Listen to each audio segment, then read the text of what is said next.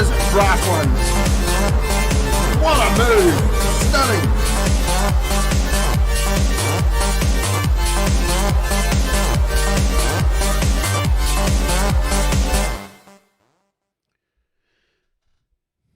Good evening. Welcome everybody to round 6 of Sector 1 Sim Racing. Tonight is the final round where everything comes to a finish to what's been, in my opinion anyway, our best season yet.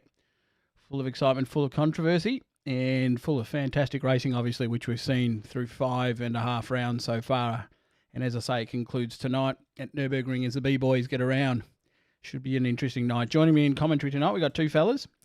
First of all, doing the M4 race, we've got the one and only Jim Bob. Jimmy, how are you, mate? Good, mate. How are you? Good, mate. Just looking forward to bringing the M4 season to a close, mate. What's been happening in practice? What have you been seeing? Well, the Blacklight boys have come to play tonight. Both Mum and Filthy have been pretty quick in the test starts. And, of course, we have Chuck and Grassies joining us in Group B tonight. They'll be starting off the back of the grid because they didn't make an appearance last weekend. So expect those two boys to make their way to the front, but I think they might struggle a bit in the mid-pack. Good evening to everybody in chat. I've seen a few boys pretty active, including yourself and Troy. Mr. V8 Falcon. Doing the M6 race tonight, we've got the one and only, the incomparable, Ghost. Mate, how are you? Very well. How are you? Good, mate, good. Looking forward to bringing it all to a close and then refreshing for a fresh start in what will be an interesting season 4. But tonight, the M6s comes to a climax with the Group B boys going around. What have you been seeing in your lobby in the early practice? Some interesting times. So we've seen Maverick and V8 up the front there. Knuckles looks looking fairly speedy as well. Really interested to see that some of these guys, of course, will be using this as a catalyst to start off their next season, get a bit of momentum heading into next season, all brand new cars. So I reckon it's going to be an absolute ripsaw tonight. And, of course, we do have a Teams Championships to wrap up as well, so we'll be across all that as well with all the permutations that comes with that. Jimmy's been doing maths apparently, which is kind of worrying. Probably worth outlining, I suppose, as we start off with the grand scheme, which is the overall combined. Am I correct in assuming that one has been decided, run and done? Look, pretty much mathematically, there's a slight chance for Deeds to win, but it'll take a miracle. Looks like Ragged Edge are going to wrap that one up. Probably require a pretty nasty night for V8, I would have thought, in order for something like that to happen. V8, V8, V8, V8, V8. Alrighty, well that all sounds good, guys. What we might do then is quickly shift into the M4 world, bring up a little bit in the way of our points table before we launch. As the boys get that lobby getting ready to happen. So, quick run through the race, through the drivers' points in the M4. Drivers standing for this B group sitting at the top. We got the crazy one there on 75 points with what's a slender lead, but still a lead going into the last round. Obviously, Streetle Juice a further 7 points behind, 8 points behind. So the crazy one at 75, Streetle Juice 67, equal on points to Honourably Airborne, which is a crazy effort, seeing as I believe started pretty late in the season. Mr. moejaylan sitting there in 4th in 66. Tonight is his farewell race. Looking forward to seeing Mo get around the track one last time as he takes off into the sunset. He's putting his helmet under his underarm and walking away. So he'll be looking to sort of perhaps leave Sector 1 on a high note, I would have thought. Filthy sitting in the 5th position at the moment, 54 points, equal to Womble also on 54. Flatstick 52, Excalibur 49, Pruski 45. This is all still pretty close through the mid-pack, so these guys will be sort of still have hopes of a potential top 5 finish. Pruski 45, Shanubi 44, Debrev 43, King Oscar with 40, Buffer at 35, and the Moff at 33 points. And those, of course, if Mo has a good night tonight, he could finish 2nd in points in Group B. So we're all hoping he has a good night. And that battle 5th through 8th or 9th or whatever it is. Those guys have been stuck together, bashing into each other all season long. So it'll be a battle of the who can survive and who gets less damage will end up on top on that one. Well, it's been a closely fought thing in this group all season, so it could end any which way. As we have a quick look now at the M4 team standings, as we were saying, Ragged Edge there, sitting with a nice comfortable lead over Team 53. Death Grip Racing currently sitting in third. Yep, big whoop for Ragged Edge. Big whoop did no. Congratulations to Ragged Edge. We got Counterpunch sitting there in fourth. Dadson Racing fifth. Deeds Racing sixth. Cornerstone Performance sitting in seventh. Lucky's Lawn Care in eighth. Ninth, we've got CJ Esports. Blacklight in 10th. 11th, we've got Racing Cars Like Legends. 12th, Aussie Hampton Racing. 13th, we've got Obsession Motorsport. And 14th, we've got Red Mist Racing. Now, there is, what are we calling that lucky last position there that we're in both the M4 Challenge and the overall? The Mr. Irrelevant Award. The Mr. Irrelevant Award. So in this one, this one's probably not as important as the big overall one, which we'll get to in a minute. But at this stage, we look like Red Mist Racing. Looking a little irrelevant tonight, but that's all right. There's always next season. Jimmy, how are we looking, mate? Womble's not going to like that at all. Got a thick skin, Mr. Womble. All right, he does. All right, I think we're ready to go. Sounds good. Well, Ghost, we'll catch you soon. We'll talk soon. Done. Have a good call. Alrighty, so guys, as we gear up and get ready to go to Nurburgring and have a look at this qualifying session for the M4s. Should be an interesting, quick little session. Of course, they only go for 10 minutes. And in that 10-minute period, you're probably looking at a maximum of about 3 laps. Yeah, I reckon 3 laps. Some guys may get in and get a cheeky fourth, but I think most of the guys will end up doing 3. Of course, we usually see guys who run into some sort of trouble, perhaps on the first fly-up pit immediately, and depends on how this first one goes. First there, we're looking at Mr. moejaylan, of course, who we mentioned a little earlier. Tonight's his final race with Sector 1. We'll be looking for a strong performance in this qualifying session.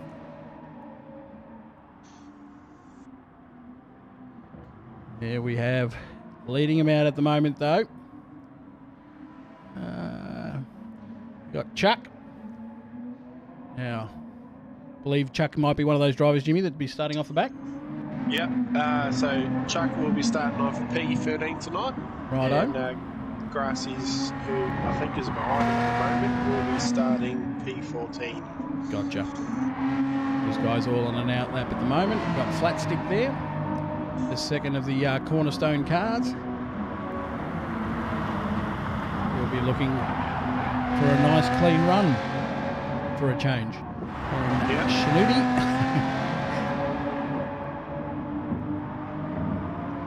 That beautifully turned out chill out systems. BMW M4. And one of the OG boys, Mr. Excalibur. Currently being hounded by Mr. moejaylan. He'll be loving every minute of it too. Mo's managed to clear him, so he'll get a nice clean run on his first fly. We got Buffer, Pruski in that beautiful Tamar, I believe it is. A standout livery, that one of my favourites. Womble. All these guys are in play. All these guys are looking for top 5 finish.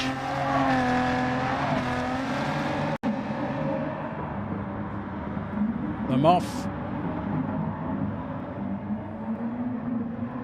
And King Oscar.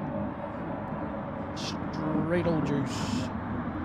And of course, the two boys who unfortunately can't improve much on their qualifying, just taking it easy at the back of the field. So,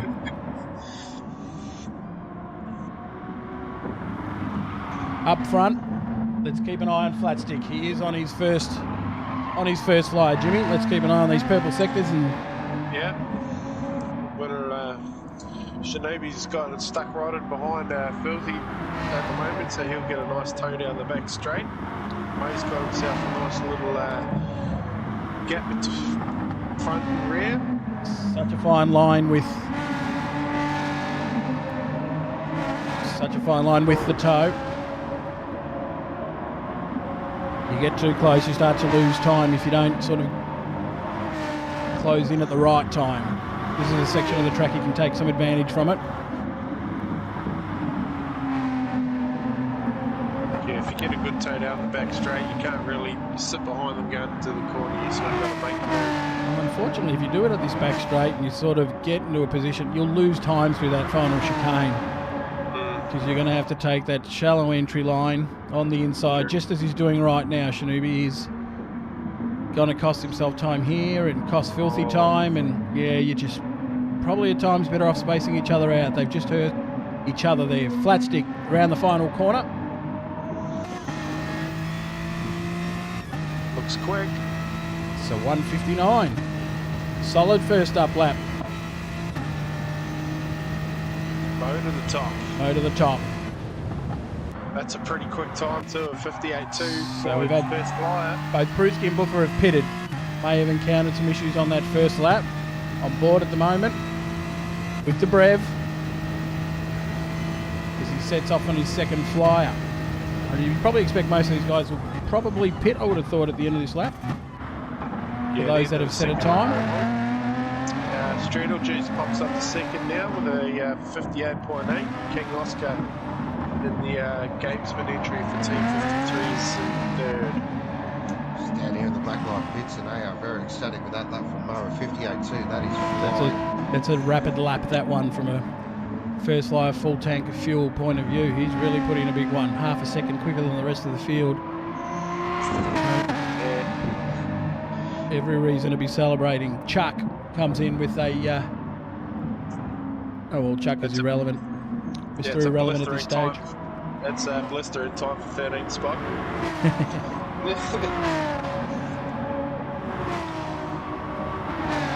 I keep an eye here on Shinobi, who had his first lap partially compromised.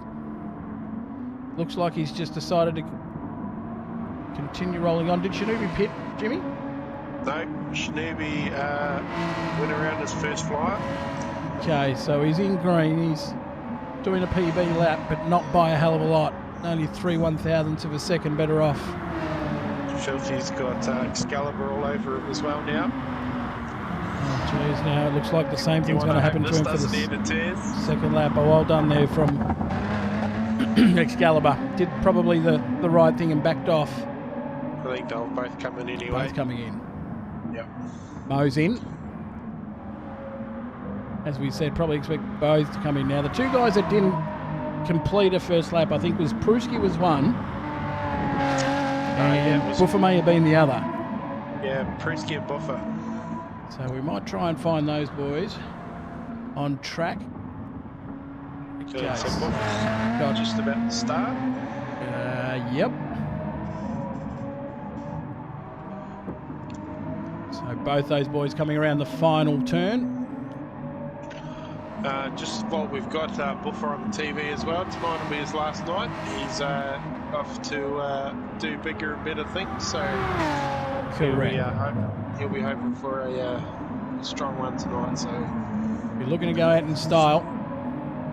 He's certainly come into it in style in that purple green beacon. Not so green beacon. It's run wide, unfortunately, there. Be interesting to see if he picks up a penalty for that. They've got away with it. We've got just under 3 minutes left, and Streetle Juice has got to make up just over half a second to catch Moe in first place. Debrev, we've lost. Oh, he's gone. Oh, no. That's very unfortunate. Am I wrong in saying that that's not the first time Debrev has had slight connection issues? Not that I can... I don't know. I think he's been all right. We'll have to get Sean down in the pits to go and have a look and see what's going on down there. Valid point, TJ. Jimmy, what's better than S1 racing? Said Buffer's moving on to bigger and better things, mate. Oh, sorry, TJ. All right, looks to me like Pruski's on a good lap here, and he's caught up to the back of Buffer at a good time. He's going to get a... Oh, Similar situation again. I think Buff is going to allow him to get through. He has. Keep an eye on Pruski here. If I can find him. Pop down to the CJ Esports garage there, and just a little technical malfunction with the BMW's ECU. That's all I got out of them before they slammed the door shut. Shivers. Good boys. All right, Pruski sets a 1:59.1, which sets him in a fourth. That's a good run.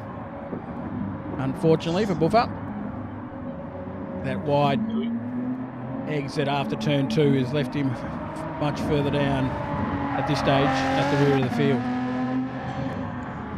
Catch up with Mr. moejaylan, who at the moment has set the hottest time, 0.5 of a second quicker than anybody else out there. All right, I'm just trying to Womble's down to P7 at the moment. Pruski's at P4. That'll be his best qualifying effort all season if he can stay there.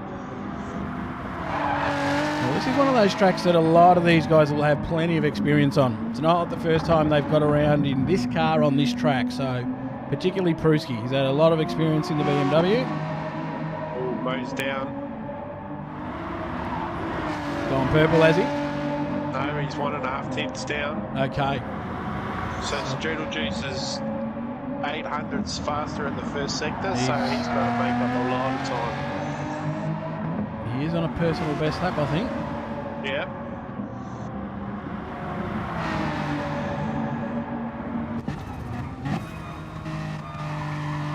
Currently rounding turn 7.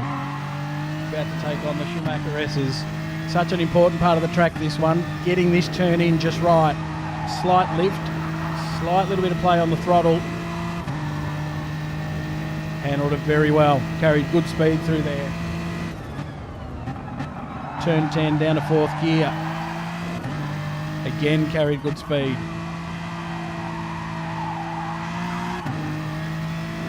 On board with Strudel, only slightly better. 5/1,000th. I think Mo's going to get this.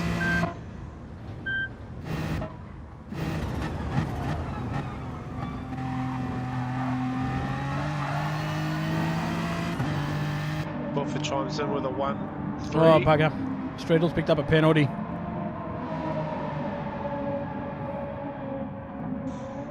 Well, So, as we said at the start, this is over really before it starts his qualifying session. Mo has managed to hang on with that first lap. yeah, that was a great time from Mo. Shinobi managed to pick up 2nd place. And King Oscar managed 3rd, so Strudel Juice lost a couple of spots there, unfortunately. Well, if we take Mo out of the picture, from first through to about Pruski, so from 2nd to 6th, they're all within half a second of each other.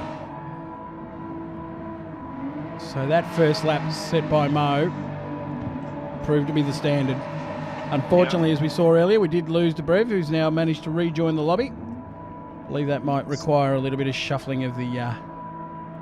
Yep, so we'll red flag the start once the boys have started, and we'll pop them back in the group.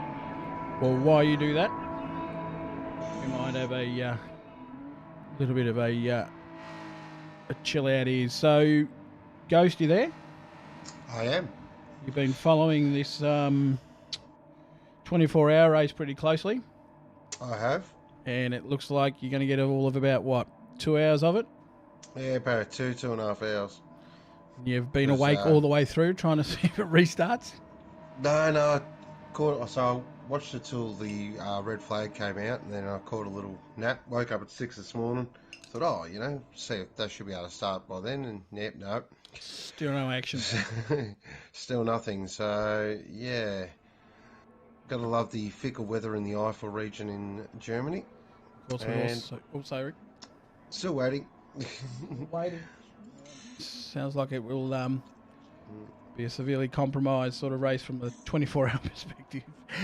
We've also got the F1 World kicks off again tonight. We've got race at Baku. You kept an eye on qualifying? Yep. It's just good to see Ferrari on pole. How good's that? Looking like it's going to be a hell of a race. got Ferraris that are competitive. Obviously, we've got the Mercs who are twiddling their thumbs for the 3 practice sessions, and then, well, at least Hamilton decided to wake up for the qualifying session. Well, I've been actually more interested in Toto Wolff and Christian Horner throwing punches at each other. Yeah, how's that been going? Far out. Red Bull extremely competitive as well, and Gasly. Once again, he just looks strong at times, but unfortunately for our Aussie fella, he's trying too hard now by the sounds of it. I do believe we've also got MotoGP on tonight as well. We've got Miller starting from P2, is that right? Yeah, I think he's P2, yeah. So looking forward to watching that as well, and plenty of motorsport. Love this time of year. June, July, August is really, if you're a motorsport fan, this is the best time of the year, definitely. Well, it looks like Mr. moejaylan is looking at going out in style, guys. That was a great lap. Proved definitely a little bit too sharp for the rest of the field. Nobody was able to improve on that first lap. Here's a little bit of a tidbit of information. Mo actually, when he first started racing with us, started on pole and won his first race. Back in the day. A little bit of symmetry. Maybe. In that livery. In that livery? That's right. Do you remember what track it was? It was Yamagao. Yeah, I do remember because it was my first race that I ever called. That's how I remember it. Makes it a little bit easier to remember. Yeah. Of course, that's where the famous line came out, going off like a 90s rave party. Slideshow has faded to black for some reason. It makes it a little bit less interesting. So while that's going on, and Jimmy works away feverishly trying to get this grid set up for us, maybe have a quick peek at some M6 points, Ghost. So we've done all our test starts. Everyone's done a test start, so there'll be no grid penalties tonight. So everyone will be able to just qualify and race. Knuckles has won 2 out of these test races, so looking pretty speedy. But currently it is V8 who is the quickest at the moment in practice. And of course we've got V8 sitting atop of Group B, currently on 68 points. Now, it is close for bragging rights in Group B, with Karen only 3 points further back, sitting in 65. So there is every chance here that Karen could take out bragging rights as far as the M6's Group B goes. There could also be a little bit of an effect if we looked at the team's points. I think it was, wasn't it? Where we had Ragged Edge at the moment sitting, equal first, and they've got driver in tonight in the race favourite, and that should see them comfortably go to the top. But if V8 was to have a bit of a rough race, Dean's Racing could pull something rabbit out of the hat, so to speak, and still challenge for this team, Group B team's championship. The combined points as they stand at the moment, sorry about the delay, we have had to do a little bit of work behind the scenes on the lobby, trying to get the connection just right. We're waiting for Womble as usual. Won't be long. So combined points, and there is the proof in the pudding. The dominance of Ragged Edge Racing in Season 3, well clear, almost 50 points clear of a second place Counterpunch Racing. So it has been a dominant season across the board in both classes, in the A, in the B, in the M4 and in the M6s. They've had drivers that have been highly competitive, including yourself there, Ghost. Had a good season?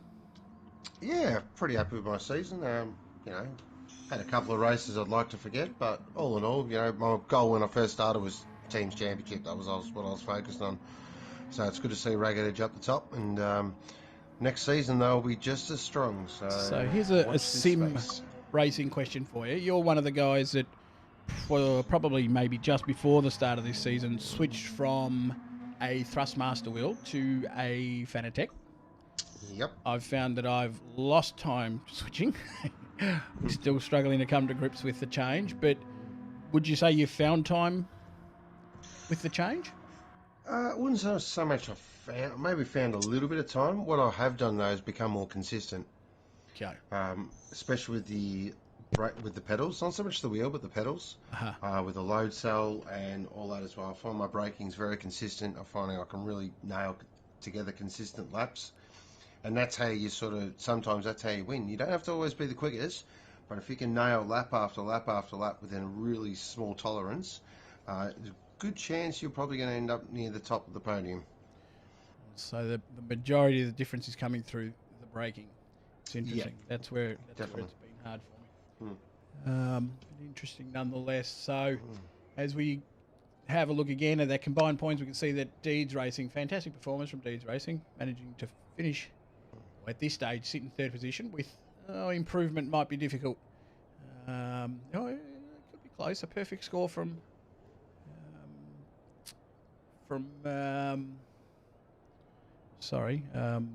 Brent might see him actually come to equal second. My math could be a little bit off there.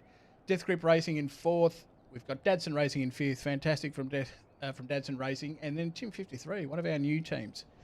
Sitting nicely midfield there in sixth. That's a fantastic performance. Cornerstone Performance Racing, seventh. Lucky's Lawn Care currently in eighth. Racing Like Legends, ninth. Red Mist Racing, 10th. CJ Esports, 11th. And then we sort of start to go from here on into that, what do we call it again? The Mr. Irrelevant? The Mr. Irrelevant prize, although I think at this stage Blacklight might be safe, particularly with the strength of their drivers about to race. But it's down to Obsession Motorsport and Aussie Hampton Racing. So, Moff, pull your finger out, mate. Get stuck into it. Get yourself up off 14th. I'll be cheering for you.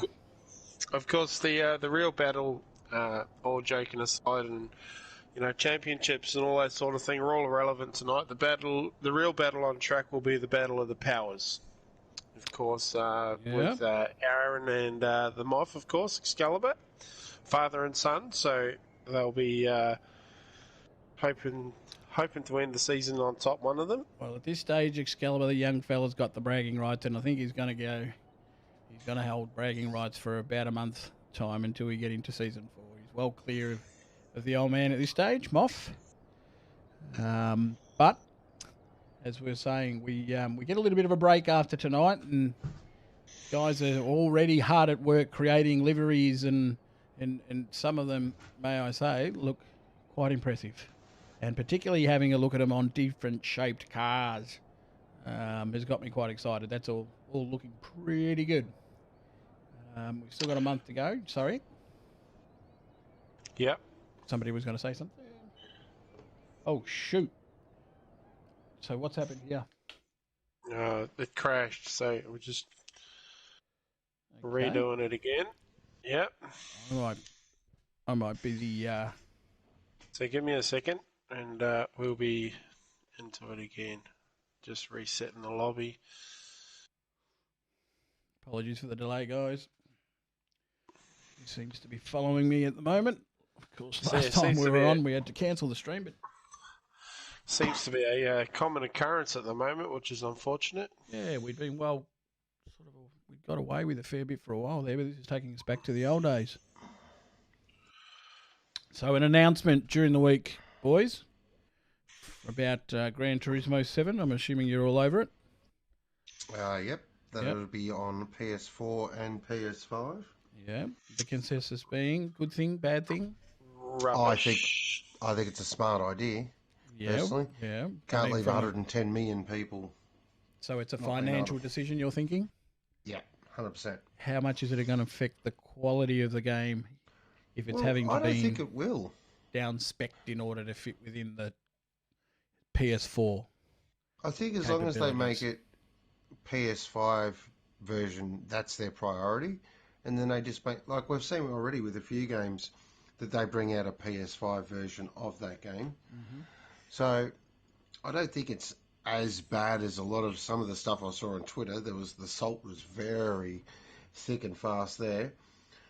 But again, it is a financial decision. Gran Turismo is one of the biggest franchises on the PlayStation, and you can't leave 110 million people who haven't got a PS5 Yeah. not be able to play. Obviously, So, the delays in production of PS5 and the ability to put it into the hands of people is played a major part in the decision. And like you say, if it doesn't sort of take away from the development of what was to be purely a PS5 game and taking full advantage, as long as it doesn't come at a sacrifice to the quality of the PS5 version, I suppose. But Yeah, I think that might be a worry for some people as well. yeah. Mind you, the game was initially sort of touted for release this year, which has now, as we know, been pushed back to next year. So you would think that a large chunk of the game has already been developed. And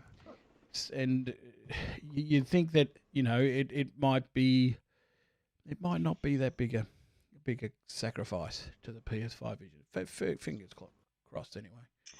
of course, the biggest issue is COVID. Of course. Yeah, well, the COVID and the availability of materials. I believe silicon's, it's like diamonds at the moment. It's very difficult to find and very difficult to source. So interesting times anyway with the development of GT7. There's a long way to go yet. Womble chimes in with, if GT7 doesn't have 50 Civics variants, I'm not buying it. Well, I think you'll be pretty safe there, Womble.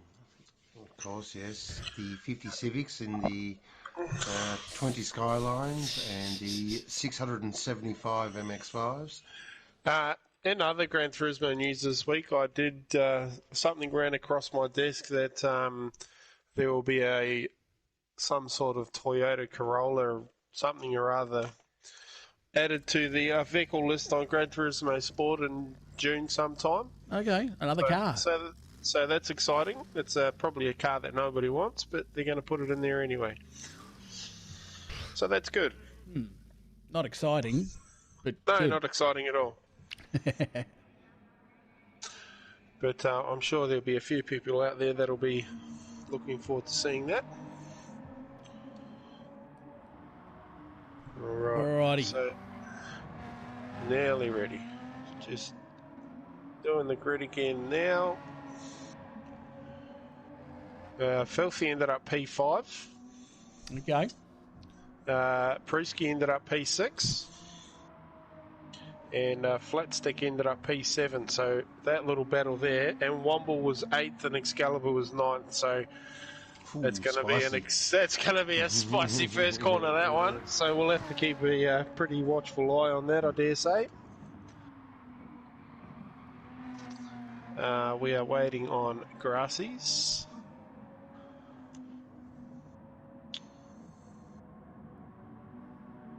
Still waiting on one. There he is. No, we've got him.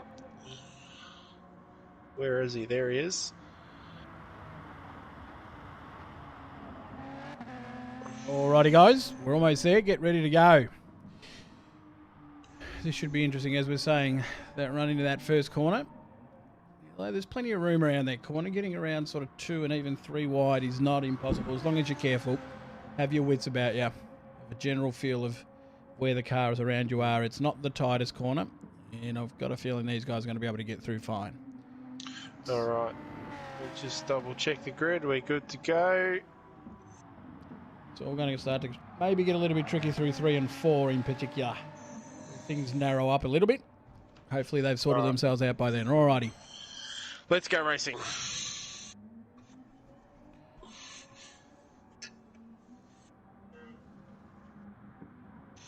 Okay, so just a reminder, guys, we do have Mo sitting in pole position after a stunning first lap in qualifying. Anyone that turns him around at turn 1 will automatically be disqualified from the race, no doubt. From sector 1 forever. Okay. Yep.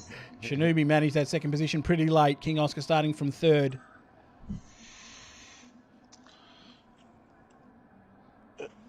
Here we go, guys. Let's get this rolling.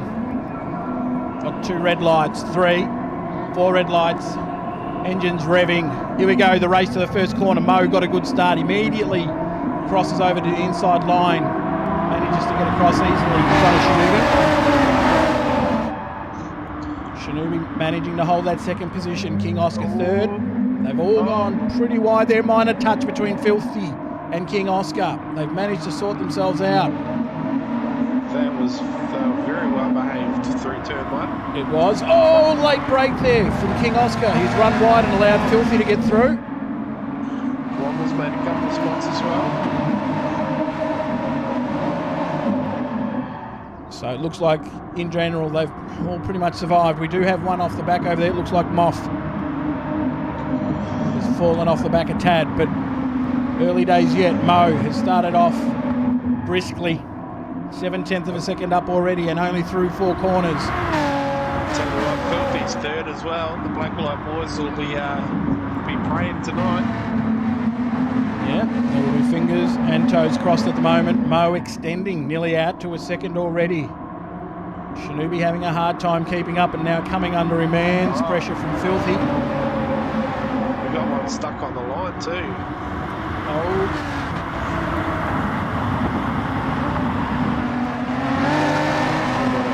Focus again, I think, mate.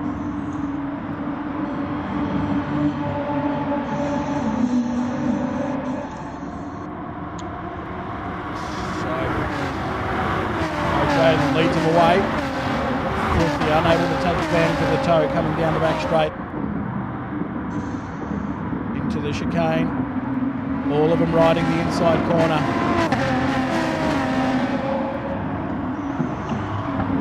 They're not going to be happy with me. There it is. Race director. Late call, but before the completion of race one, of lap 1. Oh. Some interesting tactics. Like Some interesting tactics.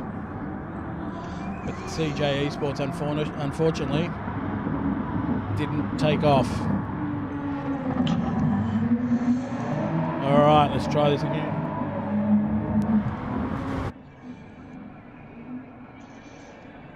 Looks like the boys are just going to do a rolling start for themselves there. A few guys took a direct line for the ghosted CJ Esports car there. Some frustration showing up. These lobbies are turning into a nightmare. Okay. So if I'm not mistaken here, he gets one more chance, is that correct? Yeah. Then it'll be go. And we're going to run through the everybody leaves the lobby again because we had to red flag it. So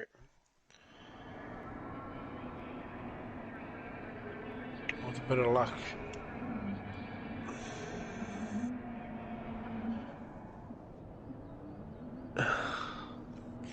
We won't have to do a full factory reset. Saves the grid for you, does it? Yeah, I've got the grid. I took a photo of the grid, so. Alrighty. Delay. Yeah, What can apologies. Has the 24-hour race started again yet? Nope. Oh.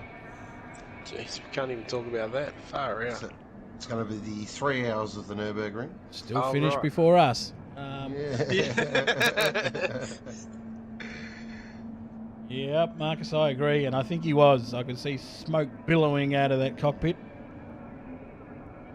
Yeah. He got a cracking start, of course. He really peeled away a full second in that first lap, and Shanubi really struggled to hang on.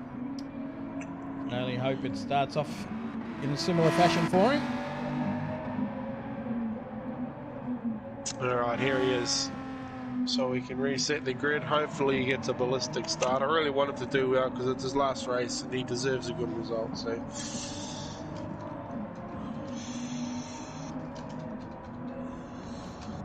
What else can we talk about while we wait? We can talk about the Bombers. Pretty happy. Got done by a better team, obviously, but looked like a solid performance this week. Yeah, look, we did okay. I'm realistic. It's good to see we've got some real talented young kids, which is fantastic. The old Blues, though, what happened today? Same old shit. Same old. Nothing changes. Yeah, that's the disappointing part. That's what I'd like to be in your shoes, where you sort of come home from a game seeing your team's tried and put it on the line, rather than what seems to be almost a scripted result with Carlton at the moment. Stay competitive for most of the game, but you just know that late in the third and come the fourth quarter, concentration out the window. 5-6 goals and we. Yes, mate. While we're on the footy chat, and I hate to bring it up because I know people don't like it, but how did Collingwood go last night, please? Really? You were Did right, they have mate. a win yesterday? They won their third game for the season, so Buckley saved You his were job right, for one Jimmy. more week. You were right, though, mate. No one cares. Nobody likes I it. know. I thought I'd just save myself the drama and just get it Still out. interesting times at the Piezo. Behind the scenes. Bit going on by the sound of it. Yes.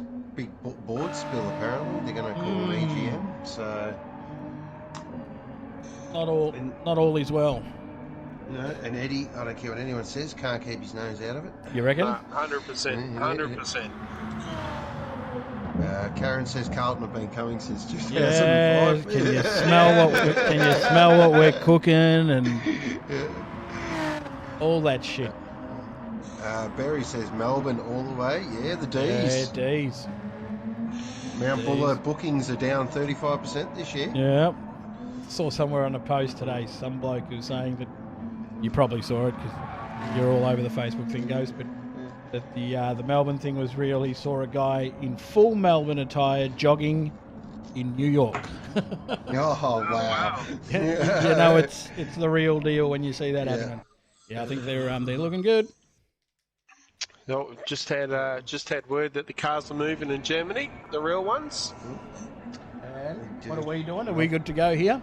We are good to go. We've got one driver not been able to connect to the server. All right. Okay, so I will keep an eye on our mate down in 14th spot. Fingers crossed. Yep, keep an eye on him for us. Which is unfortunate because he's one of mine and I'm going to have to kick him out if he doesn't leave, so... That hurts. They're away again, guys. He's away. Carbon copy to the first start. We've got Mo cutting across from the outside to the inside. Playing turn one. So he got a better start that time, though. He has, but on the inside, Womble has made up ground, hand over fist. A few have run wide there through turn one. Wow. But Womble has come from the clouds into P4. Pruski's followed him into P5. The big loser, King Oscar, down to P7 and Filthy to P8. He's managed to gain one of those positions back. But Mo, where he was 7/10 of a second clear at this stage in the start just before, is now 8/10 of a second. So he's on a mission. He's saying he's not going to give anybody a chance tonight. No, they're good on him too. Maybe a slight error in that corner there. Shanubi's managed to pull him back a bit. Womble, what a start. Yeah. He was the last of the late breakers into turn one, that's for sure. Yes, saw him pull close, tight into the wall there on the main straight, and he made at least 3 or 4 positions off the start. Streetle Juice in fourth. Bruce is at his hell of a start as well. He's got flat stick giving him a little bit of a nudge. Oh, that was a hurry entry up into if ever I've 10. seen one. It was. That contact now has opened the door for Filthy to get riding tight behind flat stick on the back straight. But Chuck managed to make up a whole bunch of spots as well. He's just behind this little pack in ninth place. All coming through the chicane for the first time. Goes away. Jeez, he's out to 2.1 seconds, 2.2 after the first. The Obsession boys get together off the last corner.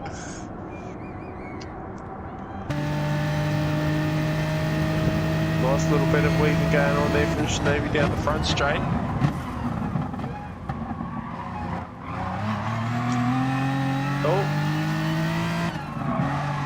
Oh, Excalibur's gone around. Gathers it back up again.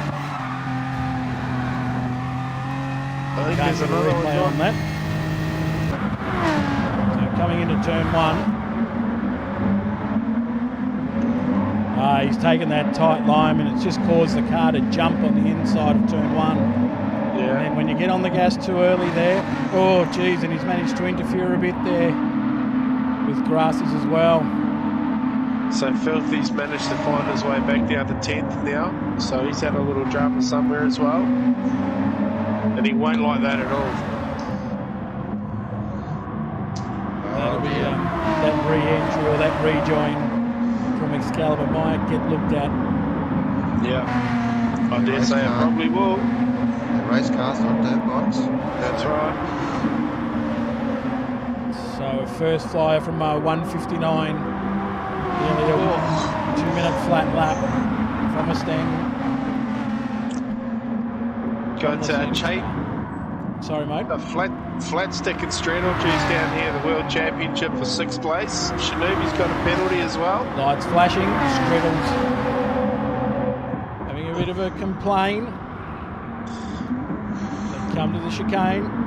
So Shinobi's dropped a couple of spots down to 4th. That puts Womble in 2nd and Pruski in the 3rd.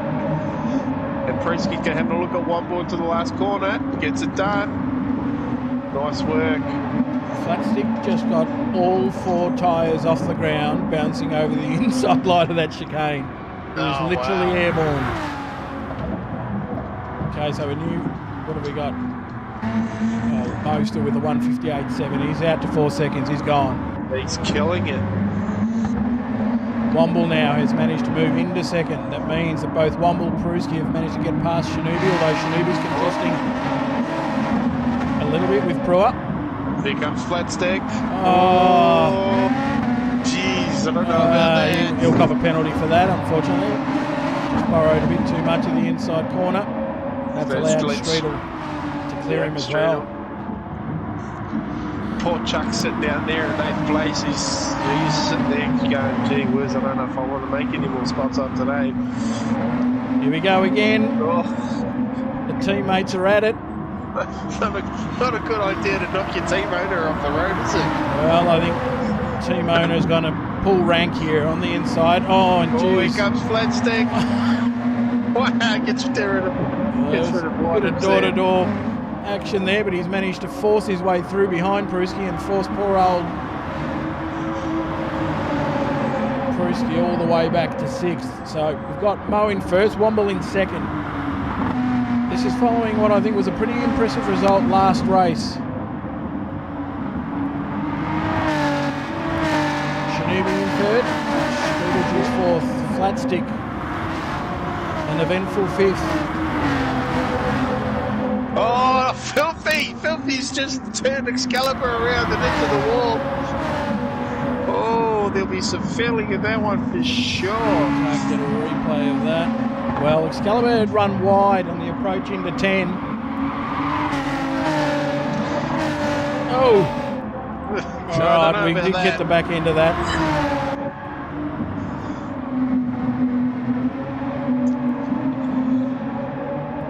Okay, those two have a lot of history. Yeah. We're going to hear more about it. Oh, Shinobi gives Womble a little touch up into the first corner. 4 flat sticks around it for turn 1 as well. Lost a bunch of spots. Flat stick back down 8th. See if we can't catch what happened there. I'd say it'd be a similar occurrence here, perhaps just jumping that inside. No. Oh, sorry, I was looking at the wrong driver then in front. He's just got on the throttle a bit early on the exit out of 1.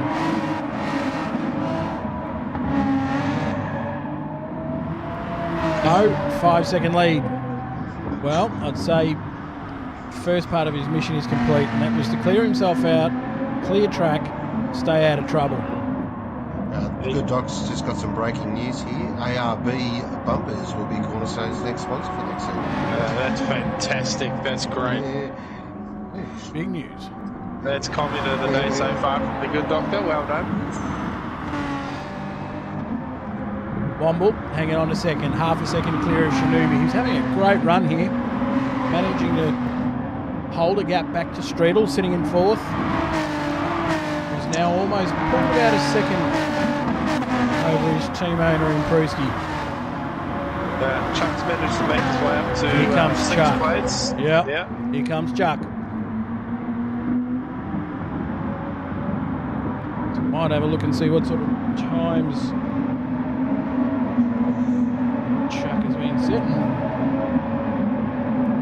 So he's still 2 minute flat, working his way through traffic. It's not bad. Got grassies down to 9th. Of course, he was one of the guys that started off the back of the grid tonight. Yep. Filthy's made his way up to 11th. This is PB lap for Chuck there. And poor old Excalibur's down to 14th place. He's 7.5 seconds off the pace of Womble. So not a very good last couple of laps for Excalibur, unfortunately.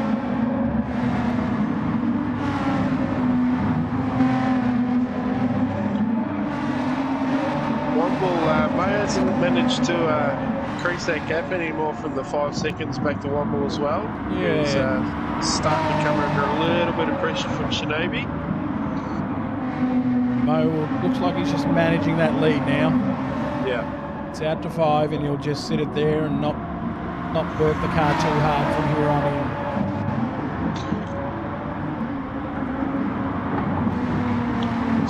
Surprised we haven't had a position swap for 4th and 5th yet. With Chuck, he's starting to loom up on the back of Brewski pretty good here.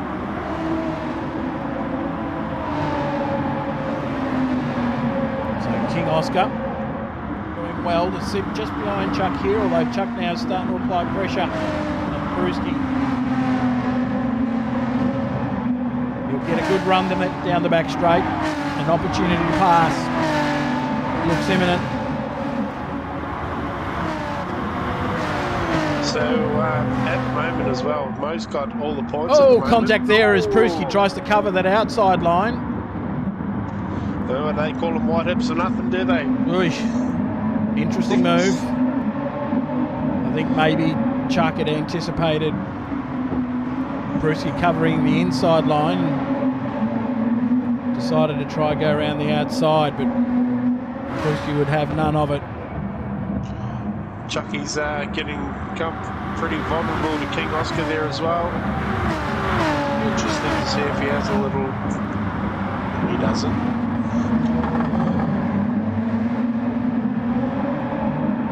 Streetel's run a little wide there out of turn 1 as well.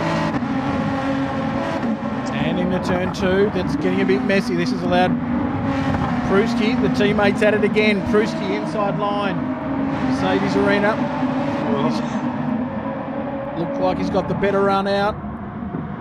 And cleared his teammate into 4th. This is a great run from Prusky.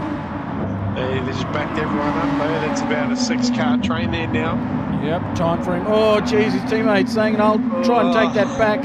And this has now opened the door for Chuck. Oh! This is going to be interesting. Where does Chuck go? Bit of a roadblock here.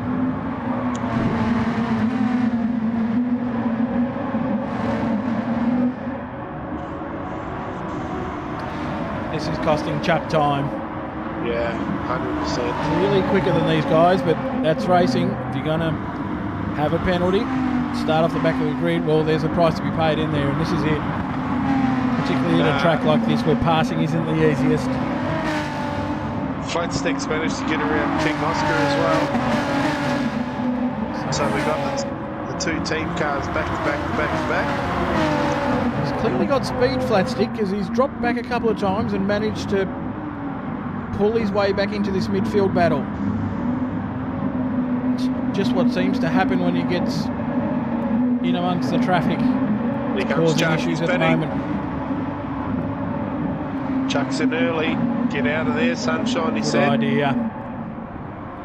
I think that's going to be the play. Yeah. Get it clear out. A couple of real quick laps there. Yeah. You should jump at least a couple of those guys.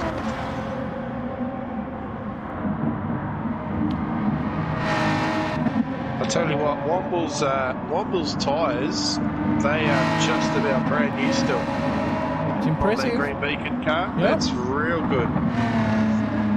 He's got the best tyres out of everyone. All the way down to King Oscar at 7th, so ATP garage down here at Cornerstone, and they have pulled the trigger there on Chuck, trying the undercut to get out of that traffic. Nice little strategy call from the guys a little bit more. I think they've done it just at the right time too. It was starting to cost him a little bit too much time getting caught up with the colourful boys, Pruski, Streetle Juice, who are still raging on in a battle of their own, really. Streetle Juice has now reclaimed that 4th position from Pruski.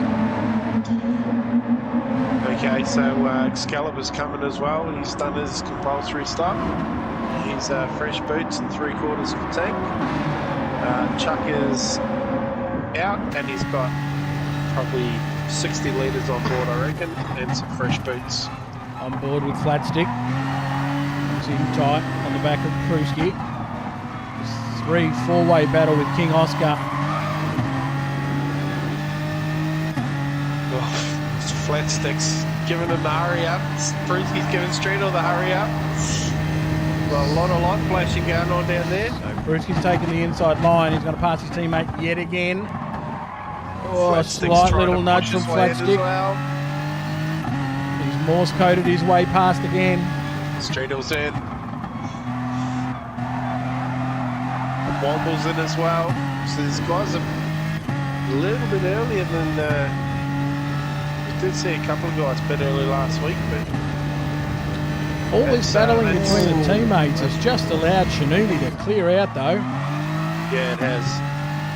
He's now got a strong claim on 2nd position. 4 seconds clear of Pruski. As we look back at a recovering Filthy, of course, had the horror start on that first lap. He's now chasing down to Brev, who's got 3 seconds on him as we hit the halfway mark of tonight's race. So just quickly, Chuck's made his way up to 10th already. He's right behind Boffer. He should make it pretty easy working with Boffer there in 9th spot. Then he's got lots of clear air. He's got Filthy 10 seconds up the road, so expect to see some pretty good laps from Chucky. He's coming up to 2/10 off his best there and through sectors 1 and 2. Of course, having to clear some traffic while he was at it, but yeah, he'll have a bit between the teeth. He's going to be looking at putting in as quick laps as he can. There's a few of those in front of him are yet to pit. Mo, 5.3 seconds, as we said, managing that gap to a T, just holding it at 5 seconds. Shinobi now clear second. At 4 seconds over 3rd place Pruski, who has got a Flat Stick problem, who has got a King Oscar problem. These guys are still at it. And of course, we're going to see pit stops from him. It's going to be interesting to see where Streetle comes out of all of this. Oh, a late little dive from Flat Stick. Oh. It's the 2 immovable objects as they all pull in. Single file. Grassies has made his way up to 6th too, so it's good work from Grassies there. King Oscar stays out. Let's see if we can't find Streetle. Streetle in 12th. About to come around the final turn. I get a feeling, this is going to be close because there's not a lot of fuel that needs to go on board, of course. They're only going to really throw in a splash of fuel. So Mo's out. Well, Chuck's done it. Yeah. So Chuck's managed to close that gap down to 3 seconds to Mo. So he's punched in a great couple of laps. And Streetle has managed to clear both Flat Stick and Pruski, although I think he may have had a slender lead over him at the time. So as we run through the field, we've got King Oscar sitting first, of course, owing us a pit stop. Mo, the leader, he's got 2 seconds. 2.4 seconds over Chuck. Wow, so Chuck's heading into that lead. Just wondering whether Mo had a bit of a longer pit stop than he needed to have. May have put a little bit too much fuel in the car. He's just over half a tank, so maybe 5 or 10 litres too much. But maybe a little bit of insurance, giving himself some extra fuel there and rev out fully if he needs to. Yeah, and he being in the position he's in now, he's not going to make life very easy for Chuck.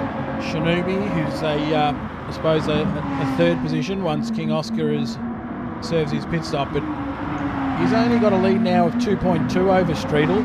He's had his lead to that third position halved. Yeah, and Womble, who came in second, is all the way down in 8th place at the moment after those pit stops, so he's had a mare somewhere, a big one. Flatstick having a look around that outside of Streetle.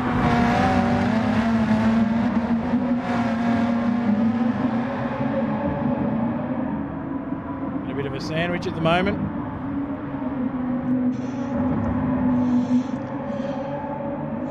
It's interesting seeing the different lines coming around that last corner too. Yeah. Here we go. He's got himself a toe. Will he take the dive down the inside? Streetle covers. More contact. That's going to cost him. That's going to allow. Thought Pruski was going to get him now. Pruski not holding back either. Giving Flatstick a nudge, maybe a little bit of his own medicine. Flatstick again with the dive. Gets it done this time. Gets it done. Out of turn 4. How long for? We don't know.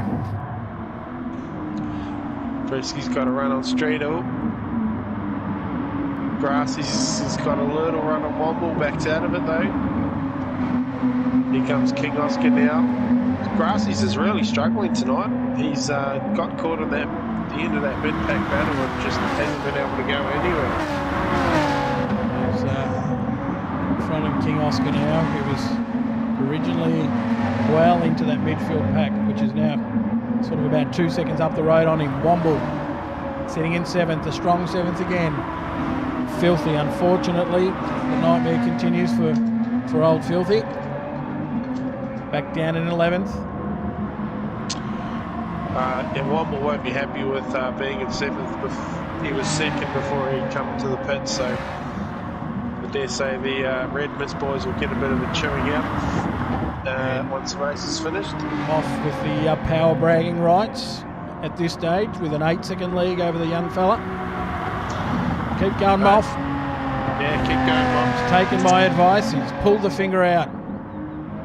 He's gone. He's going to have a hard... Sculliver's going to have a hard time catching him from there. Back up the front, though. Mo's managed to pull out a bit of a gap on Chucky there. So he's managed to pull a second out on Chuck. Just showing us he's got a bit up his sleeve. Oh, Shanubi's got a penalty. That hurt. He's got a penalty and he's only 2.5 seconds in front. Must have been Grassies, sorry. Can you think of a bigger nightmare than coming towards a sort of back end of a race and have Flatstick as the one that's pressuring you? Pruski's gotten around Streetle Juicy, obviously gotten around Pruski again. Make your hair fall out, I reckon. Oh.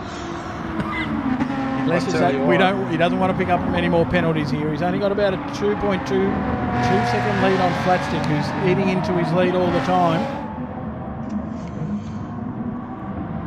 Yeah, once Flatstick's cleared the World Championship for 5th place, he's put his head down now and he's starting to put some laps together, so...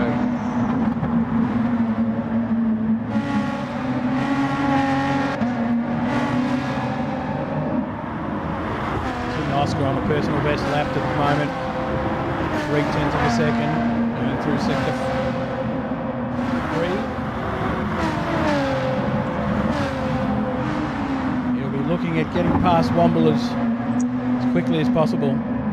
He's quick at this stage of the race, King Oscar. He's got way too much fuel on board too. That graphic's right. He's gone purple, that's right. He's going to get a good toe here. Streetle Juice has gotten around Pruski again. Streetle Juice is going to go around Flatstick. So Flatstick had a mare come down to that last chicane. And I dare say Pruski will have a look at Flatstick into that first corner as well. All that's allowed Shanubi again to clear out to 4.5 seconds. So once again, he's looking solid in second position. Third position, sorry, at this stage, of course. Chuck has been the man who's... These guys are fantastic, aren't they? It's been great to watch.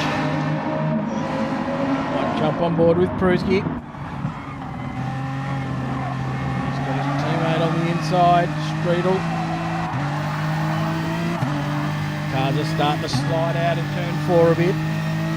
Jeez, I'll tell you what, if I was Brewski, I'd be on the phone to him saying, listen, mate, calm down. Let's just get past this CB bloke and just be done with it. Pulling rank, absolutely.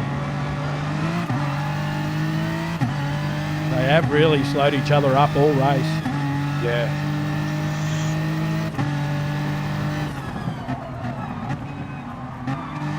Oh, Grassies, big move on Womble and King Oscar. Wow. Didn't manage to get around Womble. We got King Oscar. That was a replay huge now. move. So he was at the back of the train at this stage. Approach to the hairpin. Sent that from a long way away. Turn 7, makes up 1, makes up 2. A little bit of a nudge on the inside. Womble manages to hang on to P7 there.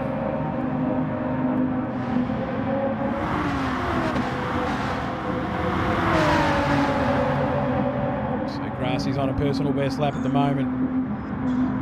Lap 12. Just on 5.5 minutes left. We have a clear top 2. Mo with a 4-second lead, 3.8 second lead over Chuck, who's come from the back of the field. Chuck's got nothing for him either. Every time Chuck fills a little bit of that gap back, Mo's just put the foot down and just ekes it back out. It's been sitting around there 4 seconds for a couple of laps now, so... If he doesn't hang on to third here, it'll be his own doing. He's got 4 seconds on the 3 cars battling away behind him, who would probably do themselves a favour to stop battling each other and work together to try to get that final spot on the podium. So both the Obsession boys have managed to get around flat stick for now as well. Yep. And this is where the call maybe needs to go out from Pruski to Streetle. Just telling him to back him up. Got a fast charging Grassies behind these two as well.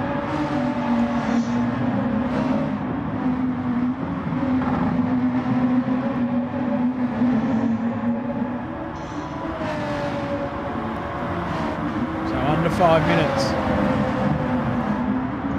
All the action has really come from this midfield pack. Streetle juice.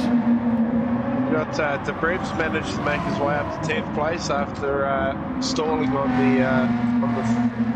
the grid. So it's a nice little comeback from DeBrev. Currently on his fastest lap. Now, Filthy has managed to claw back what I think was about a 3-second advantage DeBrev had over him early on. It is such a shame to see him this far down. The World Championship for 5th place is on again. Grassies is in this now as well. Oh, Flat sticks run him out of road. Jesus, this is a high-speed section of the track. That was ugly. There was a bit of a just get out of my way about that. Jeez, I think it's lucky that this is the last round because I think the book would get thrown at a couple of these guys. Might be the reason. Oh, I just saw that. Wow. Bit of wow about it, wasn't there? Grassies again now. Up the inside of Streetle. He's going for broke, Grassies. Here comes Flat Stick. Oh, Flat Stick. Oh. He's turned him around. Oh, no, he hasn't. He's 3/4 turned Grassies around, which has allowed Streetle juice. No, Grassies. Wow. The grip Got around turn 2. He's just sliding the car through this combination of corners. Claims the 5th position. That won't be the end of it, though, guys. Expect to see more. King Oscar hasn't managed to get around Womble in 8th place either, so whatever happened to Womble, he's managed to get it back together again. But he'll be bitterly disappointed to be all the way down there. He's running out of time. Pruski, the experience shining through. He's managed to finally clear that midfield pack. He's 2.6 seconds ahead of Grassies. And he's going to lock down that 4th position by the looks of it. Now, World War III rages on. King Oscar having a look up the inside. Womble through turn 10. Oh, Streetle Juices run wide. That's let Flatstick catch all the way back up again. And he's got a penalty as well. So that'll just about be the end of it for Streetle as he burns it on the racing line like the champion he is. He's going to fall into the clutches of Womble here. I think Mo's gone a lap too early with the celebrations. Chucky's on the light, but he should get around. They've started their final lap. Mo's out to 6 seconds now. There'll be plenty of Paniski flowing at Blacklight tonight. Better place to be. Well, he's going out in style. Of course, there's another man running his final race tonight. Buffer currently in 13th place.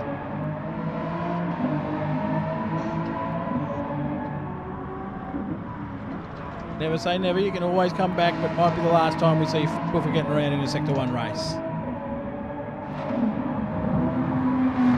Filthy and Debrev battling away. That's turned into a battle for that 10th spot. Who's going to end up in the top 10? So those two battle away. We jump on with Mo. Through turn 10. He's been in a class of his own today. He has. Pole position, fastest lap. He will finish second in the Group E Championship. Even though he doesn't believe it. No. Not possible. Bit of zigzag. Yeah, it'd be interesting for Mo. He's been around for a long time, and this will be an interesting time for him. At the realisation that this might very well be his very last race with Sector 1. He's been at it with us for 3 years, or near on 3 years anyway. And he'll take out a comfortable victory in his final start, just the way he did in his first start. Well done, Mo. Well done, Great Mo. job, mate. Congratulations. Mo takes out the victory. Chuck, back of the field, has managed to come all the way back to second. And closing out the podium, we've got Shanubi. Well done, Shanubi. Pruski in 4th. Flatstick, eventful 6th. Womble in 7th. And then these two to the line. I think Streetle just got King Oscar. And Debrev is going to hold out Filthy for 10th. Good man. I think Streetle was a little bit fuel compromised at the end of the race there.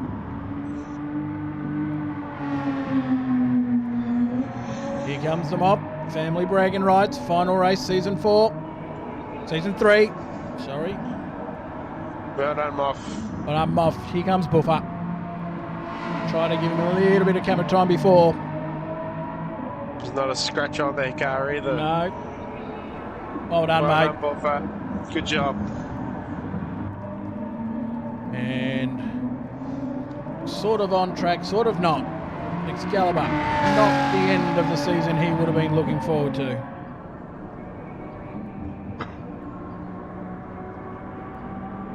Not quite panned out the way he would have liked. But, nonetheless, it's been Mo's night tonight. It's been Blacklight's night for now. Taking out the M4 race. Round 6, Nurburgring. Congratulations to Blacklight Racing. Congratulations to Cornerstone Racing. Penalties galore. A lot of red dots. That was eventful. A lot of asterisks in the top in that mid pack. I think there's about 5 of them. You can't say it was boring. No, it definitely was not boring. Well, there we go, guys. That's the M4 season run and done. Of course, all updated points will be available on the website or on Discord, I'm assuming, in due time. Try to get them out there as quick as is humanly possible. All right. That's probably going to be a silly question, but let's have your driver of the day, ladies and gentlemen. I thought Shinobi drove fantastic. I think he drove a really nice race. Yeah. But big congratulations does go to Mo. Well done, buddy. So good to see you back on the top step, and especially in that livery as well. Just He's out doing a lap of honour at the moment. very well deserved. Yeah, 100%. He's finished off his Sector 1 career in style. Now, you never say never. We might at some stage see a return. We might not. I'd love to see him come back at some stage. Won't be season 4, obviously, but here's to Mo and to all of our M4 racers for what's been, as I was saying earlier on, what I believe to be our best season so far. It's been fantastic. Well, Jimmy, did take us a while to get there, unfortunately, with lobby issues. Oh.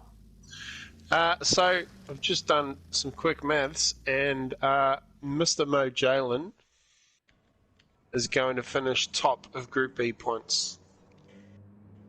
Penalties pending. Okay. So asterisks. Is that like the alternate trophy in Top Gun, or? Yes. Yeah. Yes. Yeah. The alternate. Right, driver of the day. We've got Shinobi, driver of the day from Skitson. Shizer has given his driver of the day vote to Chuck. Of course he has. Well, I'm gonna go with Shinobi tonight. I thought that's probably his best result so far. I think in Sector 1. I don't know if he's finished as high as third before. It was a rock solid third for me. Jimmy? I'm going to give mine to Mo. To Mo? To Mo, yeah. Pole, fastest lap, winner on his last race with Sector 1, and he really wasn't headed. Nobody could catch him. Nobody could keep up with him, so... Didn't put a foot wrong, really, did he? Didn't put a foot wrong. There's not a scratch on that car. Just showed everyone the pace that I think we all thought he had, and he's just kept getting caught up in other people's drama. So more like what we've come to expect from Mo. Yeah. That's for sure. So, well done, mate. Alrighty. Well, guys, we might shift the focus over to the M6 world. Jimmy, stick around if you want to. I will. So we shift our focus over to what is a much tighter sort of championship, the M6B series. We've only got 4 points, 5 points, 6 points, 7 points covering our top 6 drivers. So this could go either way. Early form from what Ghost was saying in practice looks like V8's on his game tonight. Much change there, Ghost? No, it's very close actually. So the real spatter in the works at the moment is Maverick, who is pumping in some seriously quick times at the moment. He's actually the quickest on the track as we speak. So the Maverick's definitely engaged highway to the danger zone. Righto. He's got the most to sort of gain from this. He's the one that's sitting in 6th out of that top 6 we mentioned. So it's rock solid performance here. You could see him, well, he could finish anywhere really. Finish top. Be interesting. But I reckon we get these boys underway pretty quickly because they're pretty chomping at the bit. Yep. And we'll start qualifying. Everyone's entered. That's good. Here we go. Righty.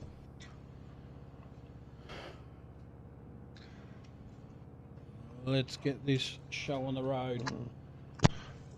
Just quickly, guys. Driver of the day from Carbon Boy goes to Flat Stick for his bump and grind method of overtaking. Luke, you're a funny man. Okay. Lead the way, Ghost. Alright, so here we go. Ladies and gentlemen, 15-minute qualifying session for the Next Level Racing M6 GT Championship. Of course, the last time they will be in GT3 cars, and we've got Maverick, who has got... Really looking forward to seeing how he goes. I don't want to pump up his chances too much, but he's been super quick, so I reckon he just gels with this place. Nux is another one, of course, won the on the test starts. So he's another one is very keen. Doesn't like the braking in the M6 though. He did say some very choice words about the brakes a while ago that I can't repeat on stream. We've got Scotty G, the G-Man, also driving for Cornerstone Bez Media. I do believe Bez Media will be back for another season, which is fantastic. We've got the two Aussie Hampton cars, the other Tyrone and Old Wakey. Running line of soon. Clearly these guys, traffic management isn't really high on their priority list at the moment. No. Maybe leaving themselves a little bit more room. Oh. Okay, the other Tyrone's gone cross country. He's going to let the field pass through, I think, and then give himself a bit of breathing space, so to speak. Sorry, mate. No, go ahead. I was just going to say, Scotty G's been an interesting one. He's sort of did his best to hang in there in the top group for a while and then slid into B and probably hadn't been in his finest form. And if you're looking for a strong finish to the season tonight, he's definitely got the ability to compete with the top guys. Fingers crossed he has a good run tonight. Another guy I think it'll be a really dark horse tonight is Artie Thump. You know he's very quick and he's a bit of a master on the late race stints as well. So I'll be very keen to see how Artie goes. And of course he's got his teammate right behind him, DJ Brain. Check your. It seems a little jumpy though, so I'm a little worried here. A couple of guys are just jumping around a little bit. Yeah. Of course, since 6 on the road, he's V8. Oh, he's gone! As soon as you mention V8. him. He's had a big moment. Oh dear. Is the pressure getting to him? All right, someone have to get in the team radio and tell him that we've already won the team's title. No pressure now. Turn the stream off, big guns. Yeah. Could not have timed that any better. You jinxed your teammate, Ghost. What are you doing? Well, these guys obviously get an extra 5 minutes on top of the M4 series. 15 minutes qualifying tonight, so he's still got plenty of time. Get around, have a pit stop. It's obviously going to force him to change perhaps what his initial qualifying strategy was. We've got the bad Doc who's driving for the last time for Black Light. So he's looking to have a very strong performance, moving over to Ragged Edge Racing. He's seen the light. Oh, God. Big call. Incendiary. Yeah. Berry in 9th. Was driving for Obsession. This team's actually unchanged for next season, so nice little bit of continuity. Of course, Berry, we do know, isn't a big fan of the M6. Looking forward to jumping out of that thing and into the McLaren. I thought the no change thing was a. I thought I was second guessing myself after that M4 race. I thought Streetel's on his way out the door here, and he's just going to not care about keeping the boss happy. But those two swapped paint, although you wouldn't notice it on that car, would you? Oh, what do we got? There we go. Nux goes straight to the top with a 51.9. That's a mega lap. Oh. He's pulled that out of nowhere. So these And he hates that car These too, M6s are getting around a full 8 seconds of a lap quicker than the previous M4. Much bigger car, much more power, much more aero. A full 10th clear of Karen sitting in second. And Maverick, the early pace setter, as Goes was saying, 3/10 back in third. Of course, Karen running the Special Deeds double Lamington livery tonight. Yes, that is a beer named after a Lamington. Wow. No words. Also comes with a side of cream on the side with your latte. Lucky. Lucky up to third, nice job. So Lucky's lawn care have come to play here. Only 0.2 off his number 2 teammate. Big chunk of points up for grabs for him here, holding 1 and 3. Interested further back to see what V8's going to be able to pull out though. Did he pit in the end, or has he decided to go for a second flyer? So he's going to go for a second flyer here.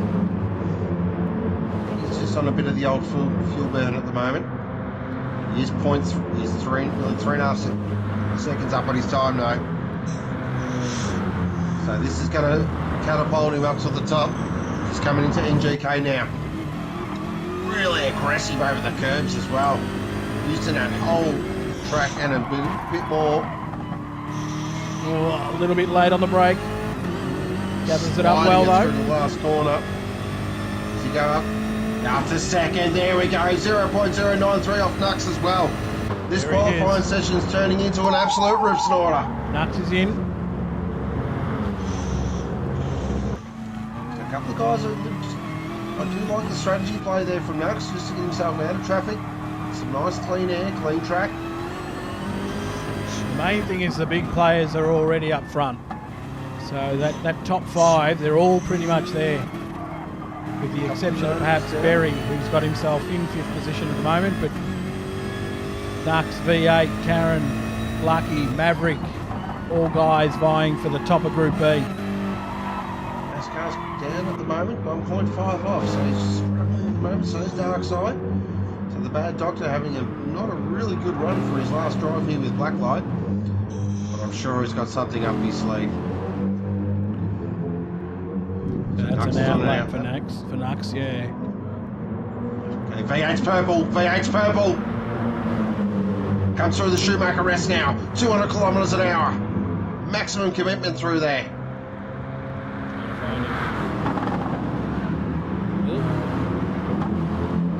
He's got the 2 CJ Esports cars just in front of him. Might give him a little bit of a tow as well as he gets up towards NGK. He's way purple now. He's 0.2 up. This is a big lap from V8. Well, he's going to get the perfect tow. He's not close enough where it's going to compromise his run through the chicane here. Oh, all 4 wheels off the ground. Just throws it over there. And the CJ Esports cars get out of the way as well. Slides it through turn 15. Interesting from those CJ Esports guys. He does. Bang, a 51.6. 3/10 clear. So he sets a new standard here. Drops in a 151.6. Rest of the boys will want to respond to that. Comes back over to Nux now and Karen. What have they got? Riding with Karen. As he approaches the timing mark in sector 1. Oh, too wide there. Geez. Surely a penalty. Using the whole track there. He's up. He might have got away with that. Oh. He has. And he's got V8 in front of him as well to use him as a bit of a marker.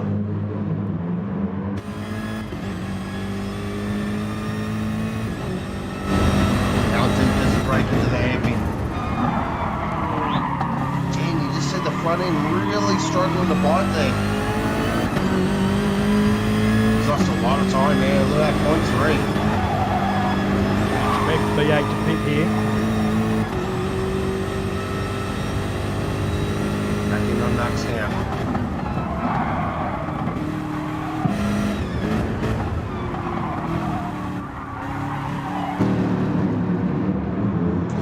That beautiful Autobahn livery. Great to see a big sponsor like Autobahn on board for Lucky's Lawn Care.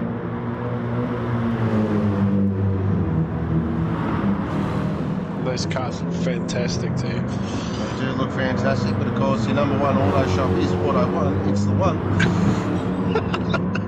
Nux on a flyer? He's on a flyer at the moment, but I'm not seeing any special. No, nothing there. 0.6, he's actually backed out of it. Okay. Just checking on Lucky now. He's on an outlap. Maverick's currently on a fly at the moment. Got a bit of a tow from Scotty G in front of him as well. Just move Maverick up. He does up to second. Massive lap from Old Wakey got that. Old Wakey come over the top, yeah. So Wow. Maverick and Old Wakey, they're within 3/100ths of each other there, but just managed to catch Old Wakey as he's coming over the line. So that's stirred things up a bit. That's mixed things up a bit. That's a huge lap from Old Wakey. That's definitely one of his best laps he's put together. He'll be stoked with that. So he might jump on now with Lucky.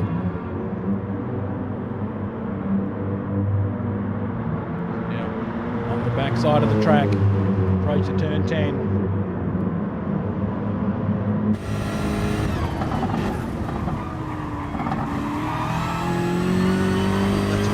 on the table there for mine.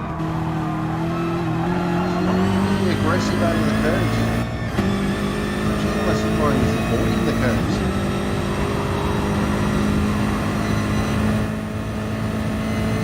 How deep is the braking in, GK? Right at the 100-metre board. Early turning. Seem to carry good speed through the chicane. This is his out lap. Aha. He's winding himself up. That's why he wasn't attacking the curves. Off he sets. So he's got 3 minutes 30 remaining. V8 in. I think we might see interesting. Yep. So Maverick's coming in. Here we go. Happy hour's about to begin. 3 minutes to go. Probably get what? This and another.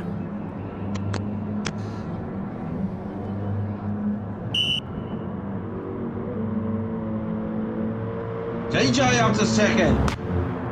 151.6, a great lap. There he is. Just Welcome just to the slid game, that one DJ. in there. Yep. That was an old DM slide in. Nice work there from DJ. Driving for CJ Sports, Sashman on the side. Karen at the moment sitting in 6th would be a little uneasy, I think, with that. Expecting a big lap here. Coming down to crunch time. Jeez, So Lucky should be one of the ones on a flyer.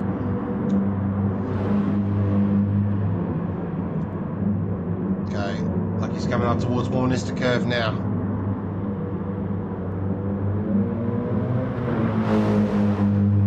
He's down, he's way down, he's at a moment, he's 2.6 seconds off. Well, Something's happened there. he's only got one more run around to go. Might jump on and see what we got. What's Karen doing? Alright, now it's just coming up towards Warnester. Turn 10 and 11. Is this a flyer or is he on an outlap? I'd say he's on an outlap back looking at out that. of Yep. Yeah, it was a fly, but he's backed out of it, so he's going to go for one last roll of the dice here.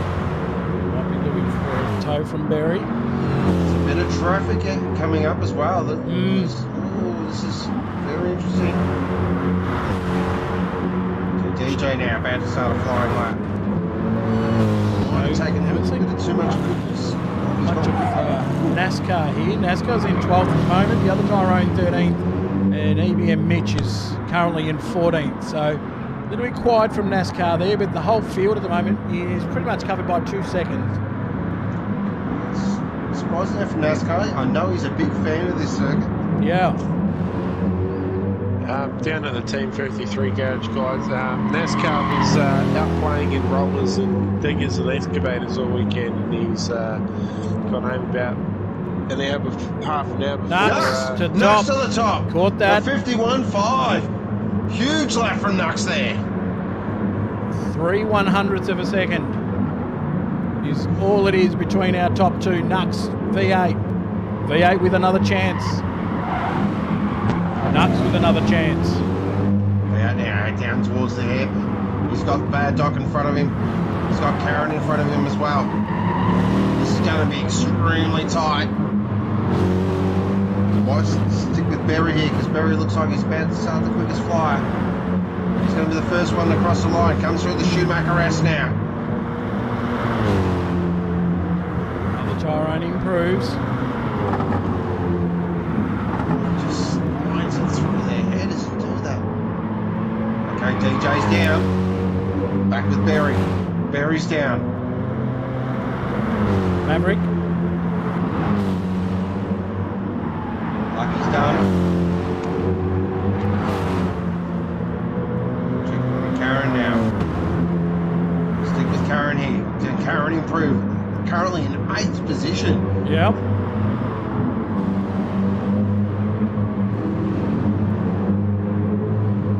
Oh, spins the rear out of the last corner. Bang. Oh, Karen at the top. A massive 51.2. lap. A 51.2. That is a huge lap. V8 can't beat it. Karen is going to get pole. What a lap. V8 improved though. The second he managed to skip over the front of Nux. Artie in the second. Oh, there he clouds. is. From nowhere. So Karen and Artie have gone clutch, clutch, clutch. Huge laps. What a spicy front row that's going to be. Hardy thump. Left that to the last second. What a qualifying session there. But Karen will be on pole. Artie in second. What a lap. Well, probably not what we were expecting there. V8 not going to have it all his own way here. Here we go now. 50 minutes. Karen from pole, Artie in second, third will be V8, fourth will be Nux. They are the big players. Artie's had a win here at the Nurburgring as well. He has. Here we go. Lexus. Last time I'm going to do this for a while. 2 lights, 3 lights, 4 lights. Get excited. Revs rising. Racing! Oh, everyone's got off the line very well now. As they head down towards the hairpin. Karen comes across trying to cover Artie here. Oh, jeez. Artie goes really deep, a little Nux. too deep. Nux in the first. Oh, ever the opportunist. Classic Nux right there. What a move from Nux. Second is Karen, V8 in third. Barry's in the fourth. They're going to go 3 wide through the Mercedes arena. Oh, boy. Oh, Barry's gone. We've lost Barry. Barry's gone. Huge moment for Barry.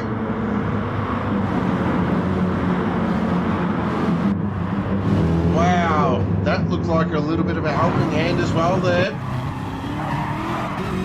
Of course, we don't want to speculate, but that's what we do here. Looks like Maverick. Geez. Oh, Maverick on. Yes, dear oh dear. Back up front. I'll tell you what, Nux is trying to break him here. He's got the foot absolutely buried. He's got 7/10 on Karen. V8, solid third. These three have put a gap on the rest of the field. Oh, old Bakey and DJ here.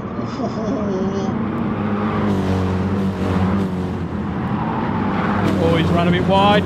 Oh, he's getting muscled out. Elbows out. Maverick and Lucky want a bit of this action as well.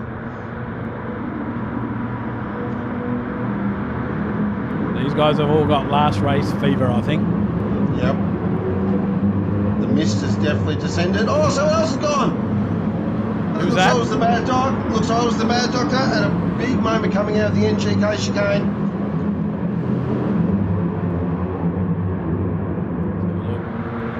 Catch a replay of that. Geez, it's just a pile of cars going through the chicane there, and yeah, he just got on the throttle a tad early. Look at this battle for 6th, 7th, 8th and 9th. It is raging. Lucky Maverick, Artie Thump, who unfortunately has found himself back in 8th after that amazing qualifying run. So he's probably been the big loser in these first 2 laps. Started the race in 2nd. He's lost 6 positions. Back up the front here. V8's just starting to apply the little bit of pressure now to Karen.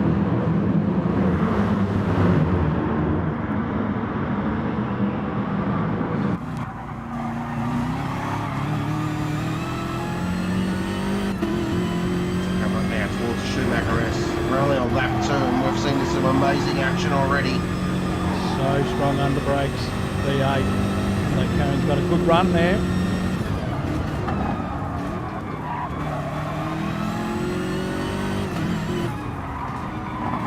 Turns 10 and 11.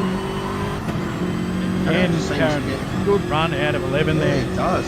Just gets the power down so smoothly. It's just able to pull the car length.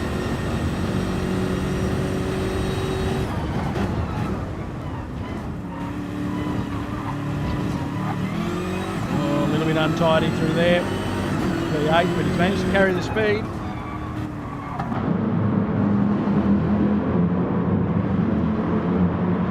Might get a look down the end into turn 1. Oh, here he goes. He's in the toe. He's going to pull out of the toe. Who's going to be last of the late breakers? V8 goes extremely deep. He's got the inside line. Beautiful move. Classic move. Textbook. Probably couldn't have done it at a better time either. Nux has managed to pull a second away here. It's nearly a second and a half. Allows V8 now to knuckle down and get out after Nux.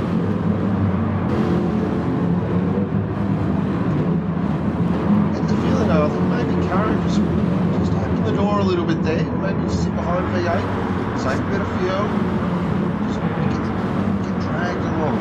So tough to defend into turn 1, isn't it? I tell you what though, old Wakey, he's there in 4th, he's thereabouts. We can just find a little extra bit. He can get on the back of these two. Well, he's managed to pull away from that mid pack. He's put a second and a half between himself and DJ Brain, and only 1.2 back to Karen. So if he manages to just pull another 2-3 tenths, he'll be the beneficiary of that slipstream. So he's on a good thing here. That battle for 7th, 8th, 9th and 10th, he's not going away.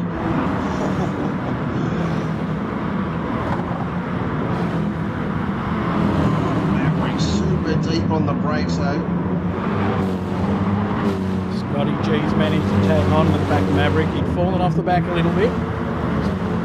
Clearly put in a couple of good laps, allow him to rejoin this midfield pack battle. As has Darkside too. He's a part of this as well. The bad Doc, as you said, final drive for Blacklight. What's happened to the other tyre right there? He's way off the back, isn't he? Obviously had an issue at some point. Same with Berry. Surprise for me is NASCAR. He's not quite competitive tonight. We said he had sort of a probably interrupted preparation. Hasn't probably put in the time that he usually would. And it's showing a little bit. Currently in 11th. Early days yet. So there'd be a Mitch right behind him. Let's use each other here. Just try and pace off each other. Try and see if they can claw to that back of that bad Dr. Scotty G pack. So Nux holding on to that second lead, about 1.1, 1.2. Back to V8. Karen's a further second back off the back of V8 as well. Pulling away from old Wakey, he's managed to find another 4 tenths. Karen's on a purple sector at the moment.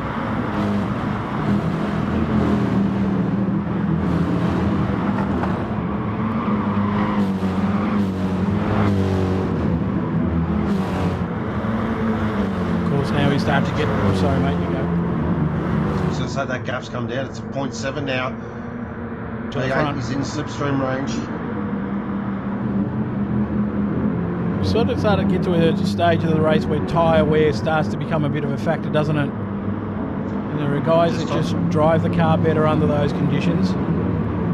Just on fuel watch at the moment as well. I know it's early, but Karen does have an advantage. Interesting. Well, it's as close as V8's been, down to the 7 tenths. And he goes quickest as well with the 52.2.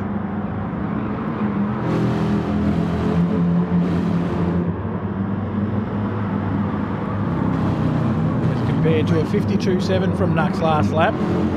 So a full half a second quicker. Oh, he's very wide there. V8 manages just reels it in just in time.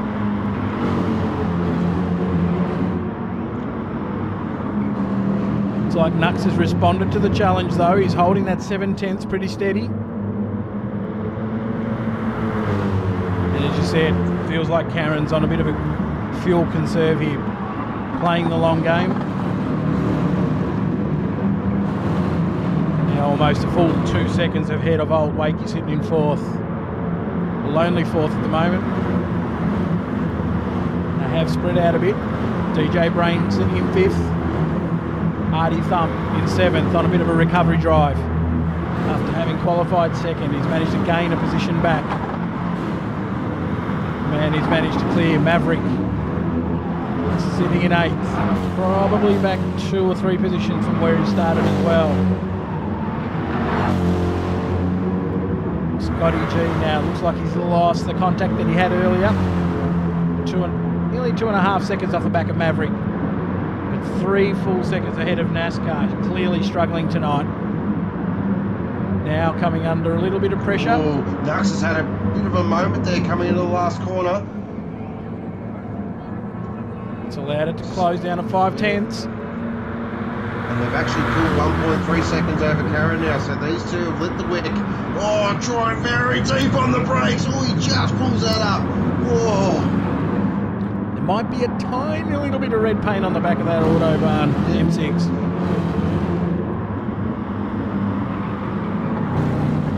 3/10. It's on now. Nothing in it now.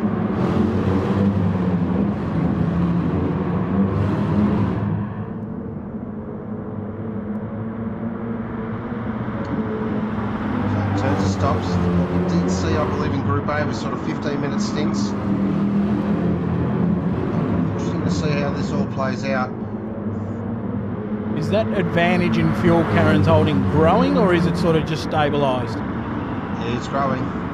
Okay. He's definitely got a clear advantage over the two in front. But it seems like the two in front just have maybe a little more pace at this early stage in the race.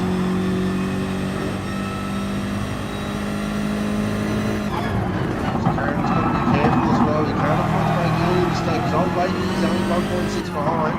That is close enough to strike. Oh, he just lights up the rears there. On board with V8 up the back straight. He is getting the benefit of the toe now. I think he's going to have a go here. Oh, got a little bit squirmy. Nux seems to struggle into that last corner. He doesn't. Yeah. So Nux goes with the later turn in, where V8 goes with the much earlier turn in. As you can see, Nux gets a beautiful drive out of there. But now the toe's activated. I don't think V8's close enough. Nope. Shows the nose, bit of Craig Loud style. He's actually going to have a big look in. Oh, he had a look. Oh, whoa, he's had a whoa, whoa, moment. whoa. Just got Massive moment. turned around a little bit. There's the front left. Just copped the knock there, and it's turned him sideways just as he was stepping on the throttle. And that's cost him more than half a second. And this is all benefiting the man sitting in 3rd. We'll be looking at that. Looking beautiful. Just probably managed to clear V8 without having to do any work whatsoever. Gee, that was a big look from Troy too, wasn't it? Yeah, it came from a long way back. From a long way back. Nice battle here between DJ and Lucky at the moment. Lucky's put his right to fifth now. Tyres on these cars are looking very second hand though.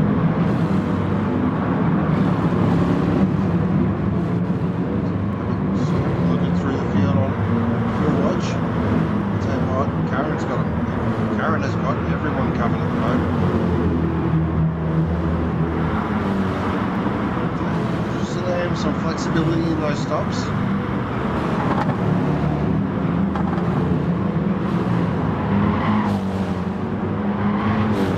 Really tense up the front though. Just one small error and Yeah. It's only going to take a small slip up, and you're just going to be essentially out of the battle. It is a battle of 3 at the moment. Nux, V8. Nux is now clearing out a little bit. He's managed to get out to almost a second a bit. And Karen's in the toe here. And he's got that fuel advantage. How far away do you think we are, Ghost, from a first round of pit stops? I reckon either this lap or the next one. So we're coming into that window where we might see the benefits of Karen's hard work in conserving that little bit of extra fuel, whether it allows him to skip both of the cars in front of him or maybe just V8. And also come down. Nux is definitely harder on his fronts here. He's really worked those fronts hard.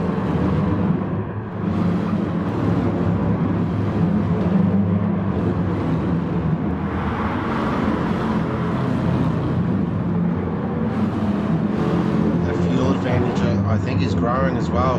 Karen's in a really nice spot here at the moment. First pit stop, goes by rear of the field. Old Wakey's just starting to turn up the wig here, but he's got a massive fuel deficit compared to the three in front. He's just over a quarter of a tank. Gee, he's Well, he's worked the car pretty hard here to pull Karen into 1.3, so he's taking ground off these guys very quickly.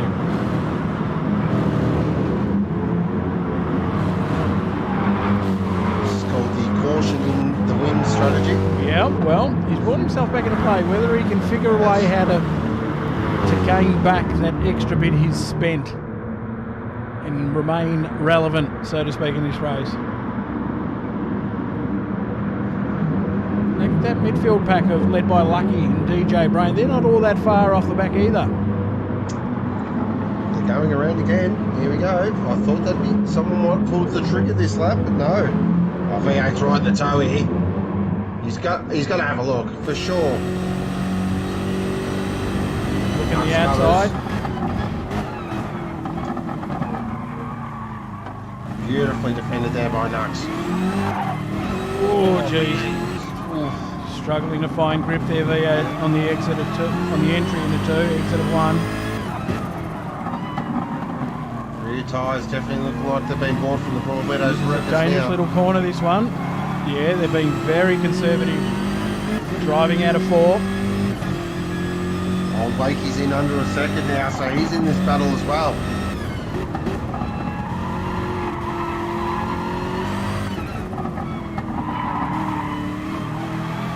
Lucky's thereabouts. This is tightening up. It is. These guys up front have slowly come back to the rest of the field as well. If we have a look at DJ Brain, currently sitting in sixth, 6 seconds off the leader. They've been working well, this midfield pack. There's been not a lot of passing. They were working together.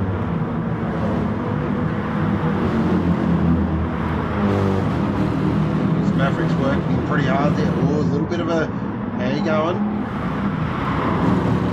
Oh, Maverick's beautiful through there. That's a lovely bit of driving. Oh, he tried to go around the outside. DJ was having none of that. That's never no shot.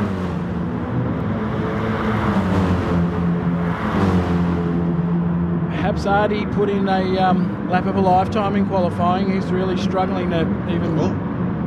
Nux has pulled the trigger. V8 is Nux in. has pulled the trigger. No, V8 goes around again. He has two. Karen's in. Karen, yep. Old Wakey. Well, that's substantial. Surprising here from V8. This is a bold strategy. Karen with a full 36 litres, which is a clear advantage of anybody else. Probably next closest was probably Nux, it was. I think he was sitting on 31, so he saved a little bit of fuel too. Might get on here with V8, who's decided to go the extra lap on the worn tyres. Be interesting to see if this strategy pays off. He was only about a second off the back of Nux when Nux pulled into pits.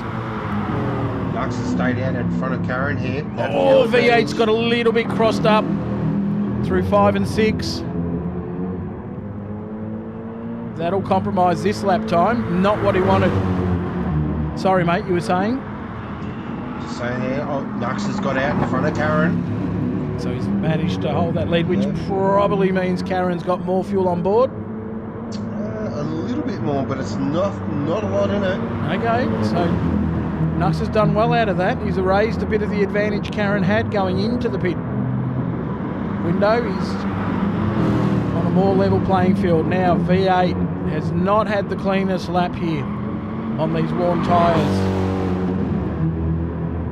And while it was always going to be a bit iffy if Karen was able to skip the leader in Knuckles, realistically, it was whether he was going to be able to clear V8.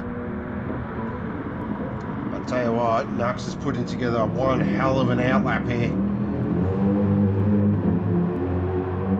So V8's in. The gap was 1 second between Karen and Nux. It's now 1.5. Nux is absolutely flying here.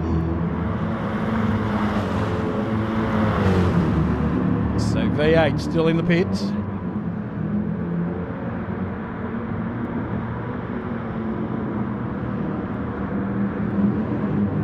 Just riding with Karen at the moment. Might go on board. Comes into the final corner. You see Karen Nux has managed to pull a full second almost out on that lap alone. V8, where is he? Oh, wow, he's lost a bucket load of time. He's come out behind Karen. I tell you what, he might lose to old Wakey here. He has. He's gone too deep into the turn one, and old Wakey just swings across and takes that fourth position. Holding that nose in there as V8. No, he's cleared him now. Yeah. Oh. Mercedes Arena, that's very tight. Side by side. Yep, bad news here for V8. Yes, because look, Lucky's there as well. This is about to turn into a real battle pack.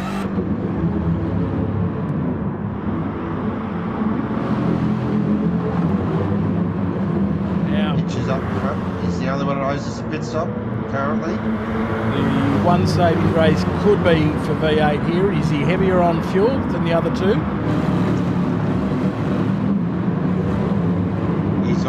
He's got over 3/4 of a tank here.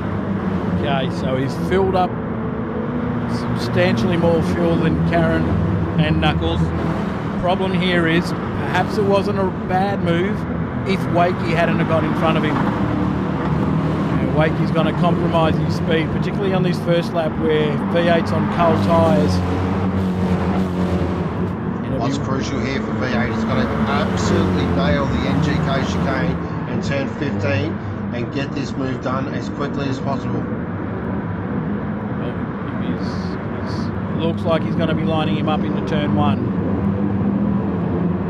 Although old Wakey's got a really good run out of the chicane what's there. happened here? Mitch, what's happened here? Oh, nearly major drama there. So Looked like Mitch missed the pits.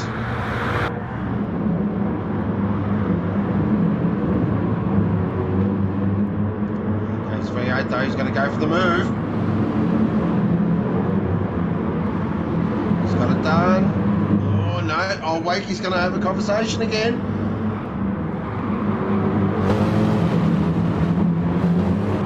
Now Lucky's right there as well.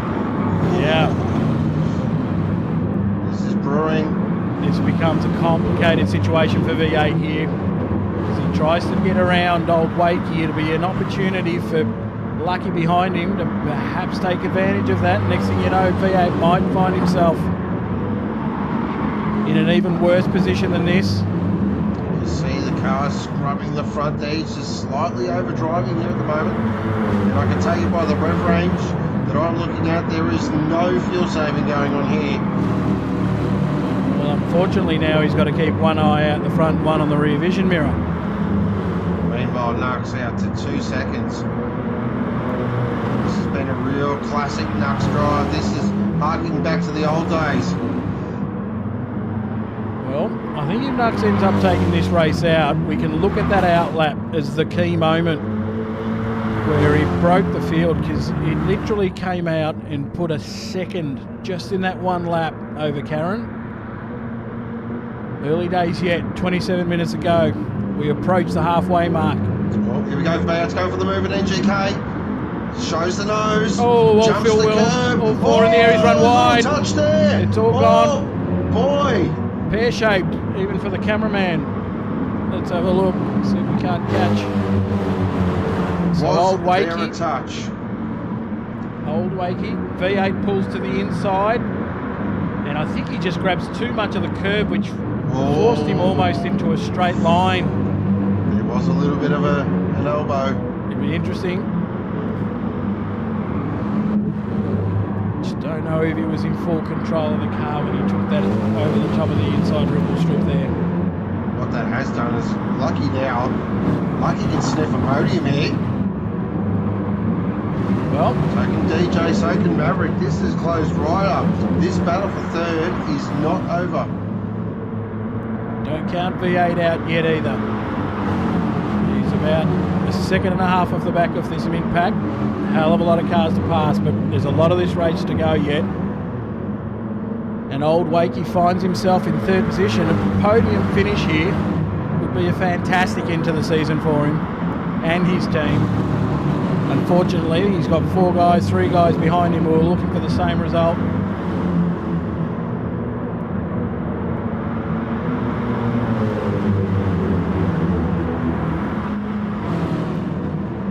Might have a quick look back through the field here. We've got Artie Thump still sitting at 8th.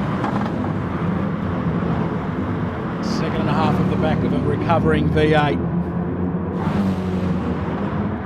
Scotty G still in 9th. It's the bad Doc all over the back of him. Or you'd say Bad Doc's got a chance here.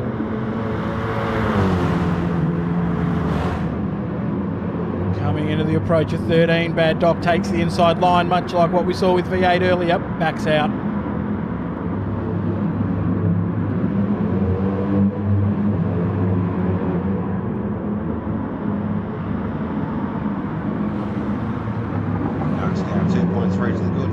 Stabilised a little bit. Pulls a 10. Oh, I tell you what, though, he's pulled a bit of time here. Karen made a slight mistake there at turn 2. Bad Doc again on Scotty G. Into turn 1, he'll get it done easy here. Well done. Berry in 11th. After what was a pretty solid qualifying session, finds himself perhaps in a position he wasn't expecting. Of course, we've spoken about NASCAR. Sitting in on only 12th. The other Tyrone 21 seconds behind him. And a further seconds back. 7 seconds back to EBM Mitch. Maverick. Had a slight moment. Stepped the rear out. Caught it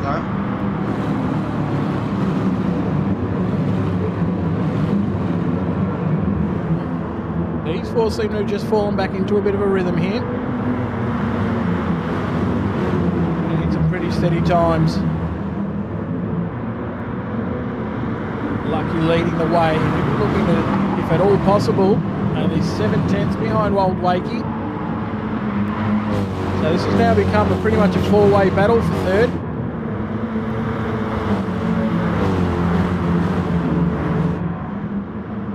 And I'll tell you what, Lucky's got a fuel advantage over Old Wakey. DJ's got the same fuel. Was Lucky, and Maverick's got slightly less than all 3 of them, so still quite a bit to play out here. They're not V8 is nearly on the back of him. And he'd be carrying the most fuel of all, I would have thought. That is correct. He's got just under half tank. Alright, we know he's capable of the spectacular. He's got it all ahead of him here. Again.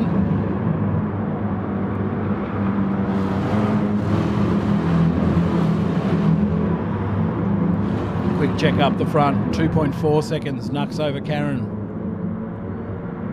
Of course, that fuel advantage, Karen had sort of managed to gain through the first. That's substantial again. Is it? He's done it again, okay. But I think Nux has him covered pace-wise. Is it a result of the extra weight of the extra fuel, or is it not quite that much? It's not quite that much. I think it's just Nux is driving beautifully at the moment. So if Karen's going to get it done, he's going to have to get out in front of him, and he's going to have to do it through a pit stop, and then try to hang on. Oh, Wakey's put the foot down this lap. Yep. He's managed to pull about, what, another 5/10, half a second. Broken that toe big time. V8's cleared Maverick.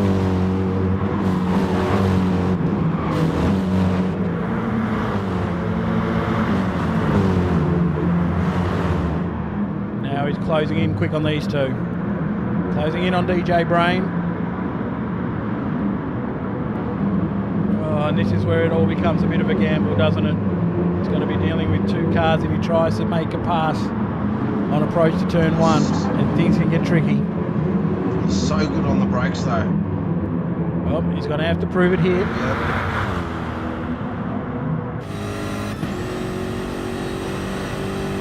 So is he going to pull out and go for it? No, I think he's going to love it.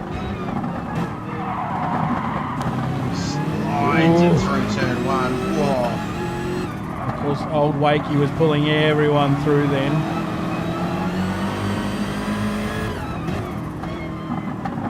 He's looking aggressive. Can he get the better run out of here? He has.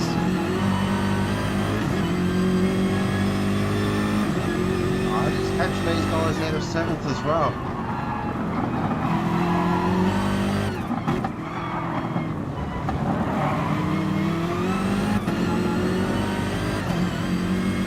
Just turned us that early into turn 6 there. Love that line that old mate takes through the hairpin there. Beautiful line. That entire second sector is really strong through.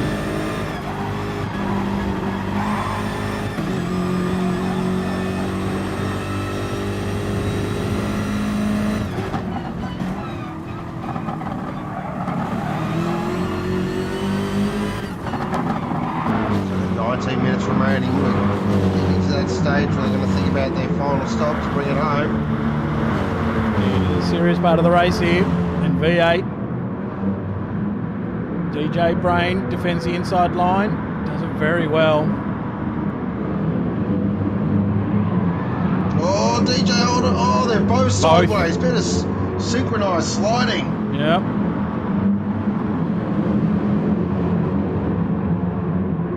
Check up front again, 2.1 seconds. So he's holding, the gap is holding steady. Karen, we're assuming the whole time, he's being a little bit more conservative with his fuel use.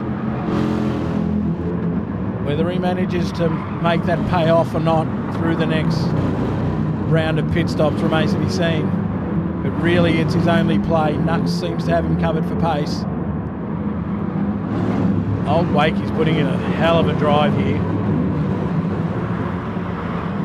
He's got cars in his mirrors, looming. And his concentration just hasn't wavered. V8's run looks to have slowed again. V8 gets very sideways in the background there. DJ's defensive driving has just been inch perfect. He's placing that car beautifully. He's got a ton of experience, DJ. He's been in this situation before.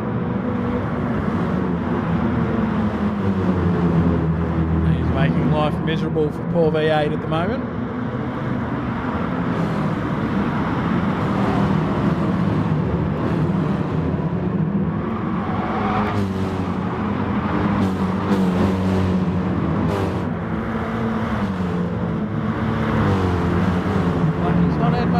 Much of a mention in all this, but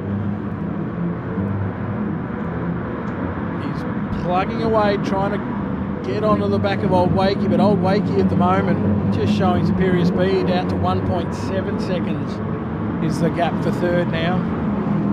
Like his consistency though is excellent. His last 3 laps, 53.4, 53.4, 53.5. Oh, we've got a penalty burn happening in the background. I believe it's Artie Thumb. Going to relieve a little bit of pressure off the back of V8.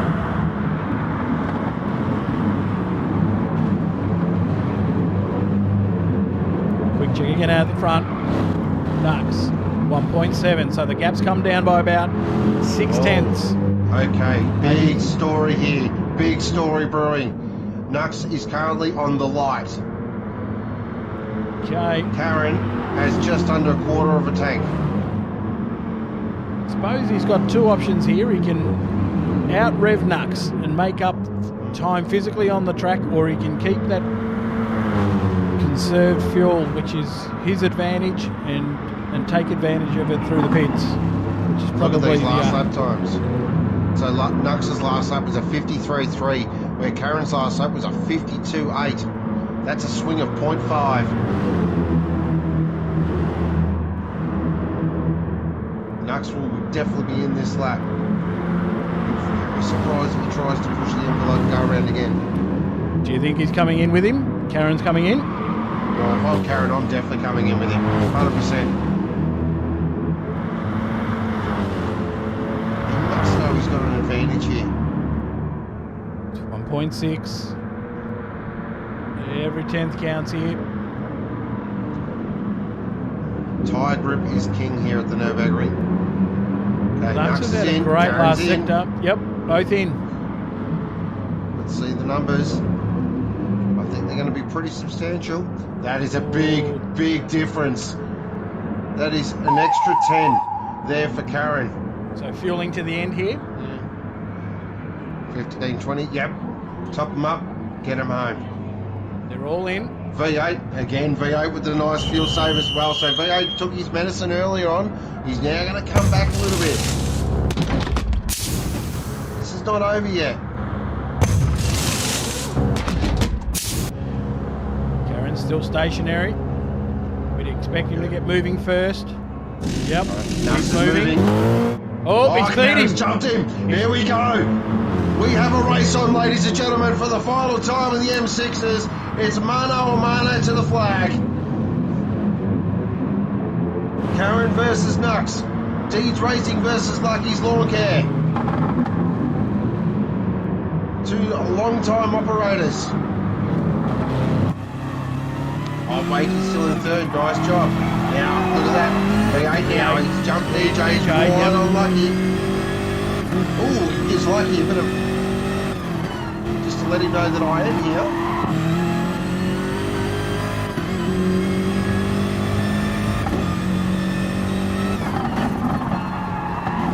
Karen now. 0.4 to the good. Nux is not going to like this. He is going to absolutely throw everything at this, I reckon. Well, we just saw what a hard time V8 had getting around DJ Brain with some smart defensive driving from DJ Brain. Now, if Karen can do a similar job here with 13 minutes to go, what's that going to be? Approximately maybe 6 laps, maybe 7. Definitely 7. Yeah, we'll go with 7. That works. Plenty of time for Nux. What's the fuel load in comparison? And I'm assuming now they'd be running on similar fuel loads. Nux having a look. Yep. Oh, Nux. Look at this. Nux is going to try and go in the outside of NGK. That's brave. And cut back. Oh.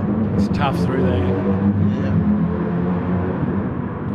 Might be better served just trying to maintain a close distance through there rather than overtake and then get it done here. You just know Nuxie is going to dial into his kit bag. He's got plenty of tricks. He's not waiting. He's going for this straight away. Down to the turn 1 to Karen. Super late on the brakes. They're going to go side by side through turn 1. Karen's going to hold the line though and have the inside run into turn 2. This is fantastic racing. Oh, but Nux fires back at the Mercedes-Benz Arena. Has the inside line, but Karen's going to sweep across. No paint scraped at all. This is benchmark operating at its very best. If this doesn't get you excited, you don't have a bloody heartbeat. Fantastic racing from Karen and Nux here. Well, this is what you want to see. Both these guys pushing it to the limit, but not infringing on each other. Oh, Nux! Big deep dive down the hairpin. That was opportunistic. That's a brilliant move. He's got it done. Stunning move. Brent made a slight error there. He definitely ran it a little bit deep. Feeling the pressure Nux was applying. Made a slight mistake. Nux made him pay. You know, Karen, though, he's not going to sit there and go, oh, go ahead, Sam. Well, there's been a pace difference between the two when Brent's been looking to conserve fuel. Now, if they've got similar fuel loads, he's just got to go for it. He's got to go flat out. Nux, though, he's put the foot down. He's already out to 0.6. That was a decisive move.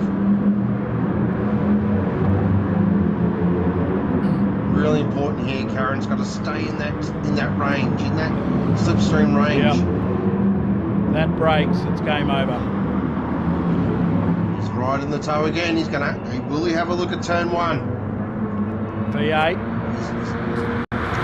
big look on Lucky, sorry. Here he goes. Pulls out.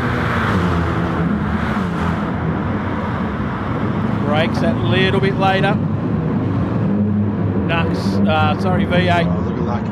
Lucky. Look at Lucky. He's a wily old fox, isn't he? These two. You saw that coming. Oh, there's a bit of a touch. Pushes Lucky out a little bit wider, a touch again on the exit of 4. Oh, this is getting willing. You just hope it doesn't bring him undone. So much good work's gone into getting back here. TJ Both these guys. down in the background. Waiting. Oh, Via's going to try and go on the outside. Oh, he Has used pulled all it the track there and got it done. That was a brilliant move. V8 back up into 4th. Our leaders, it's still only 0.5. So Brent is hanging on for dear life. Nux is doing everything possible here to break him. Lap time comparison at the moment. Yeah, look at that last lap there from Knuckles. 53.55 compared to Karen's 54.2. And he's purple at the moment, Nux, but I'll tell you, Karen's holding on here. Yep. Both these guys will want to be careful with fuel consumption. They've got to make it to the end of the race, and if they get caught up, the adrenaline rush of this battle, this fight for the win, you want to keep one eye on that fuel gauge. Last thing you want to do is have a look down and realise that you've just burnt too much. Are you expecting both of these guys to be well filled to the end? Yeah, they should. I'll make it no problem. This is foot to the floor stuff now.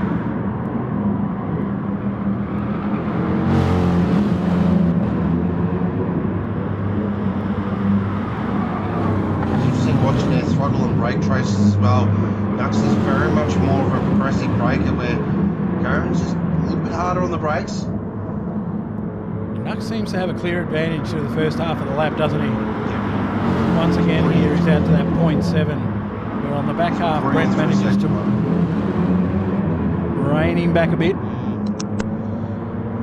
Back of all of this, V8 now is closing right into the back of old Wakey as well.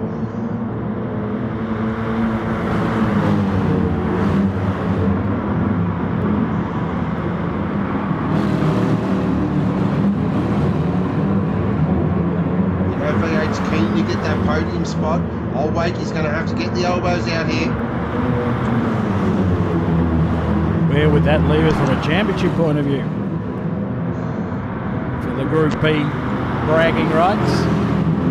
I think we had V8.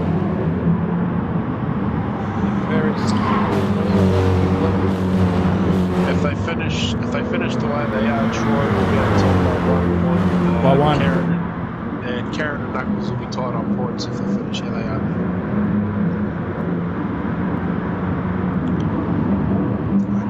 Watching V8 here at the moment with old Wakey. We'll just get the feeling V8's about to pull the trigger here. Brent's again closed on the back half of that lap. Under half a second. Jeez, old Wakey drive out of that last corner though.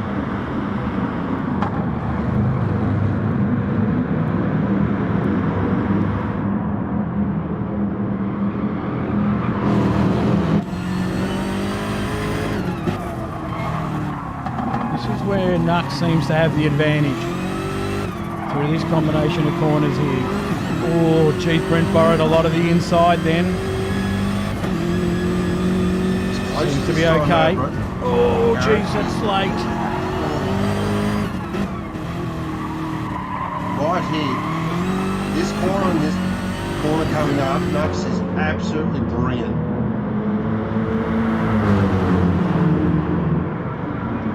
Takes that nice tight line, runs it a little bit wide, then hucks it back in, then stomps on the power. Early, yeah. It's beautiful through there.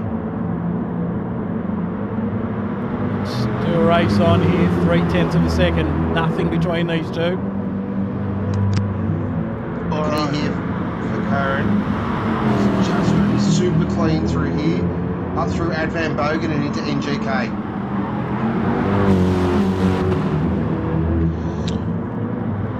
Okay, so I've done a black, blue tally with the fastest lap and the pole position, and if they finish the way they are, Troy will win by Group B by 1 point. So he's got to hang on to this third place. Yep. If Old Wakey gets him, he'll be tied on points with Karen. What's happened to Old Wakey there? He's actually dropped 2 spots. He has. Something's happened. He's at the moment there.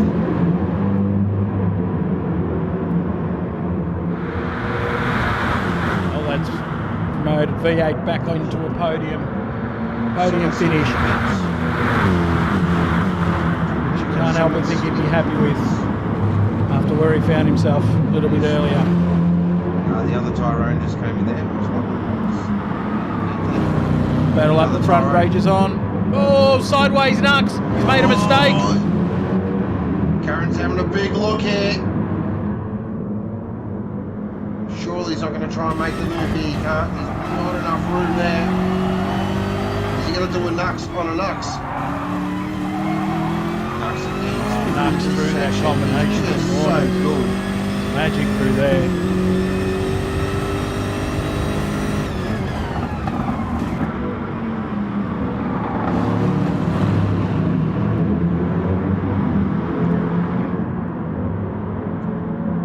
Not much in it, but Karen does have slightly better tyre wear here. Could that be a factor with 4 minutes 20 remaining?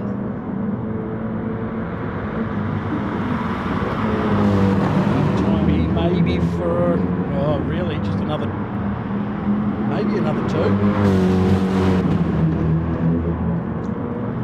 Currently at 24 laps, because the Group A race went 27 laps.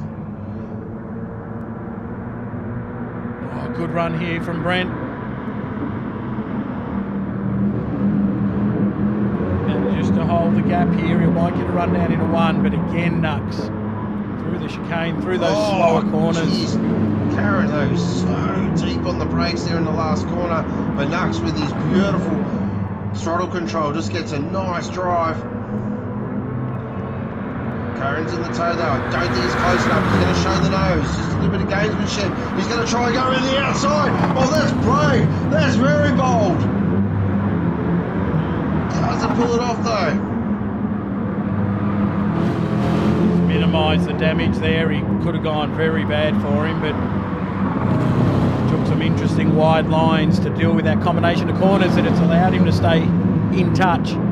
Otherwise, easily could have found himself outside of that slipstream range, which would have been race over. Oh, he's got the penalty. Oh, that hurts. That could be it. That could be it. We may have been robbed of the finish here. Burning the penalty in a safe area. V8 gets very wide out the back here. He gets it very sideways.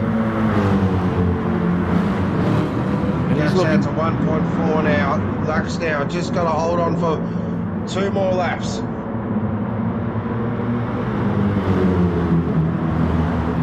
Work out where Brent picked up that penalty.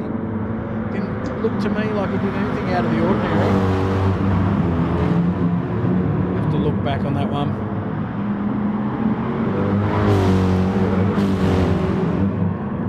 Now, there's an opportunity here for Karen to throw caution to the wind and use that little bit of extra tyre that he's managed to conserve. He's got it out under a second. He's still got a quarter of a tank, so he should be absolutely redlining every gear, and he is smacking that limiter. But it's massive recovery here from Karen. He's made 0.7 up in that little section there just after the penalty, so he's going to throw another crack at this. Nux doesn't want to go too conservative and play with his time too much, because it's only going to take half an opportunity. And he can expect Mr. Karen to go for broke. This is going to be very close to going another lap. Just wondering why Nux is allowing this gap to close so much. It's down to half a second. This should be the last lap. It's going to be a close run thing. last lap.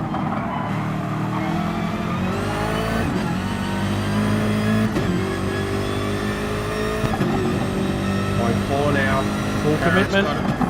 He's got to find something special here. He has. He's really tightened it up there. That was beautiful through there. Now up towards the Schumacher S. Huge commitment at over 200 kilometres an hour. Oh, he's close enough. He's close enough. Down into Warnister. Oh! He's gone for the big move. Oh, there's big contact. He's backed out of it though. Great sportsmanship. He went for it. That was called full send. Got the run. He's got a great run though up towards NGK. He's going to go side by side through Advent Logan. 240 kilometres an hour. Who's going to be later on the brakes? Is he going to try the outside crisscross? Nux places the car beautifully on the middle of the circuit. I think Nux has done enough here. He's going to hold on. This will be the last lap. Oh, Brent's really close, really close. This will be the last lap. They're going to cross the line. And they're going to get one more lap. That's it. Nux holds on. Stunning race. Stunning drive from both drivers. That was brilliant. Great racing, boys. V8 will finish in third, Lucky in fourth, Old Wakey in fifth, DJ in sixth, seventh was Artie, got the thumb, eighth was Berry,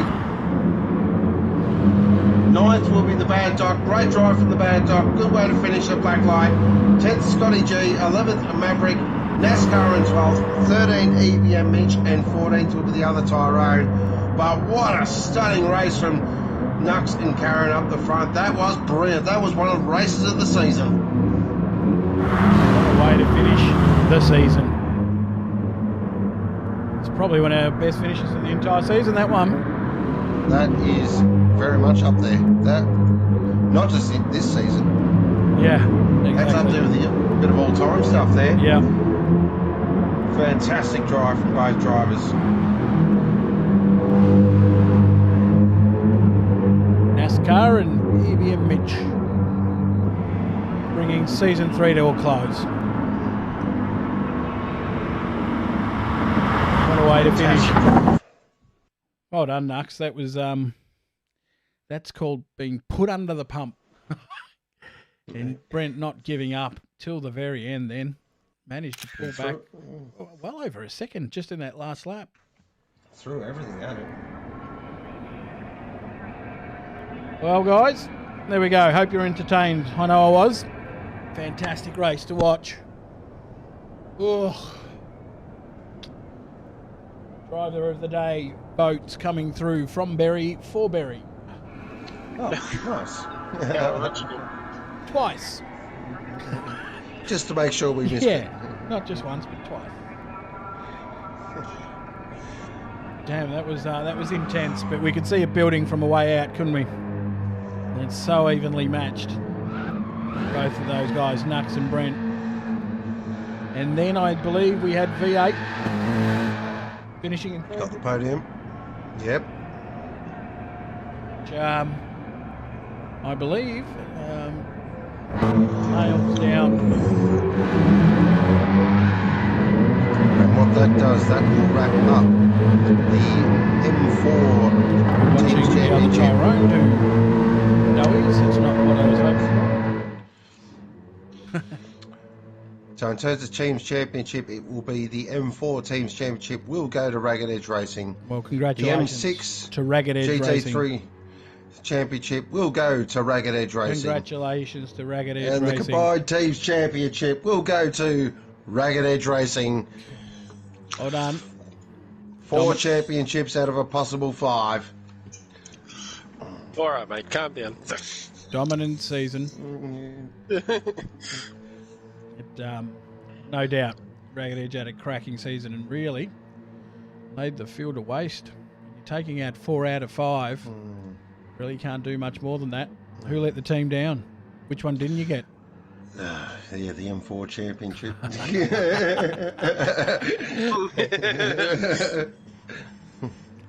Well, guys, that has pretty much brought to an end season 3. Well, it has. And we all sort of start, maybe not tonight, but from tomorrow, start to think about next season, season 4. But all finalised points, all results will go up on both webpage and Discord for everybody to look through. What are we going to be doing? Have you got a maybe a season review microsector in your Ghost? I think we can. I reckon we can put together something. We can nut something out and do a bit of a season in review, and maybe come up with. We usually do what are they called these days? What do we call our? Have we ever done it with Sector 1? The what used to be the Thrillies or whatever. Oh yeah, no, we haven't done an end of season awards before. Maybe we look at something that incorporates a bit of that, a bit of microsector, and maybe get a few of the. Organised by CP and Ragged Edge, that'll be fun. Yeah. Get some of the big players in for a quick chat, and just formally maybe bring season 3 to an end. With a bit of a review. But on my behalf, I'd like to thank everybody who's put up with me. This commentary thing doesn't come naturally to me, but I just sort of do as well as I can. At times I pull myself up and shake my head in disgust, but it is what it is. It's done on the fly. Obviously, there are guys that have got a talent for it, and there are guys that don't. But Ghost, mate, as most are aware, you're going to be taking some time off at the end of this season. Might have a few words you'd like to share with the boys listening? Yeah, I do, actually. So, first of all, a massive thank you does go to especially Troy and Claude, who have stepped up big time in my absence, which is does make me feel all warm inside. So it's great to see them taking the bull by the horns and getting around it, as I like to say. I'm going to try not get emotional, but can't promise anything. So it's been 3.5 years I've basically been streaming, doing commentary. I've absolutely enjoyed every single second. It's been a lot of fun. I've had some great calls from, going off like a 90s rave party to the big fat Buddy Aston. It's been, a real labour of love, and it's hard to walk away, but I feel just for myself personally and to me to come back as a better commentator and a better streamer, I do need a bit of time away, a bit of a break. Huge thank you does go to all the admin, past and present, through the 3 hour stays and Sector 1 as well. The support you guys have given me, it does mean a lot. Even though I don't show it sometimes, it really does mean a lot to me. Huge thank you goes to all the commentators, the co-coms that have joined me over the years, and we've built some really good relationships. Good Doc, especially to you, mate. Love you, brother. It's been an absolute blast, and I've loved calling every single race with you. So many great moments, and I will look back and probably put together a little montage. If you've seen Team America, motherfucking montage. Of course, the community. This is a great community, great bunch of guys. It makes my job a lot easier with the class of racing you put on, but also the fact that, you really enjoy the commentary as well. That's what makes me get out of bed and really strive to be the best. And you are being left in very, very capable hands, which is really awesome as well.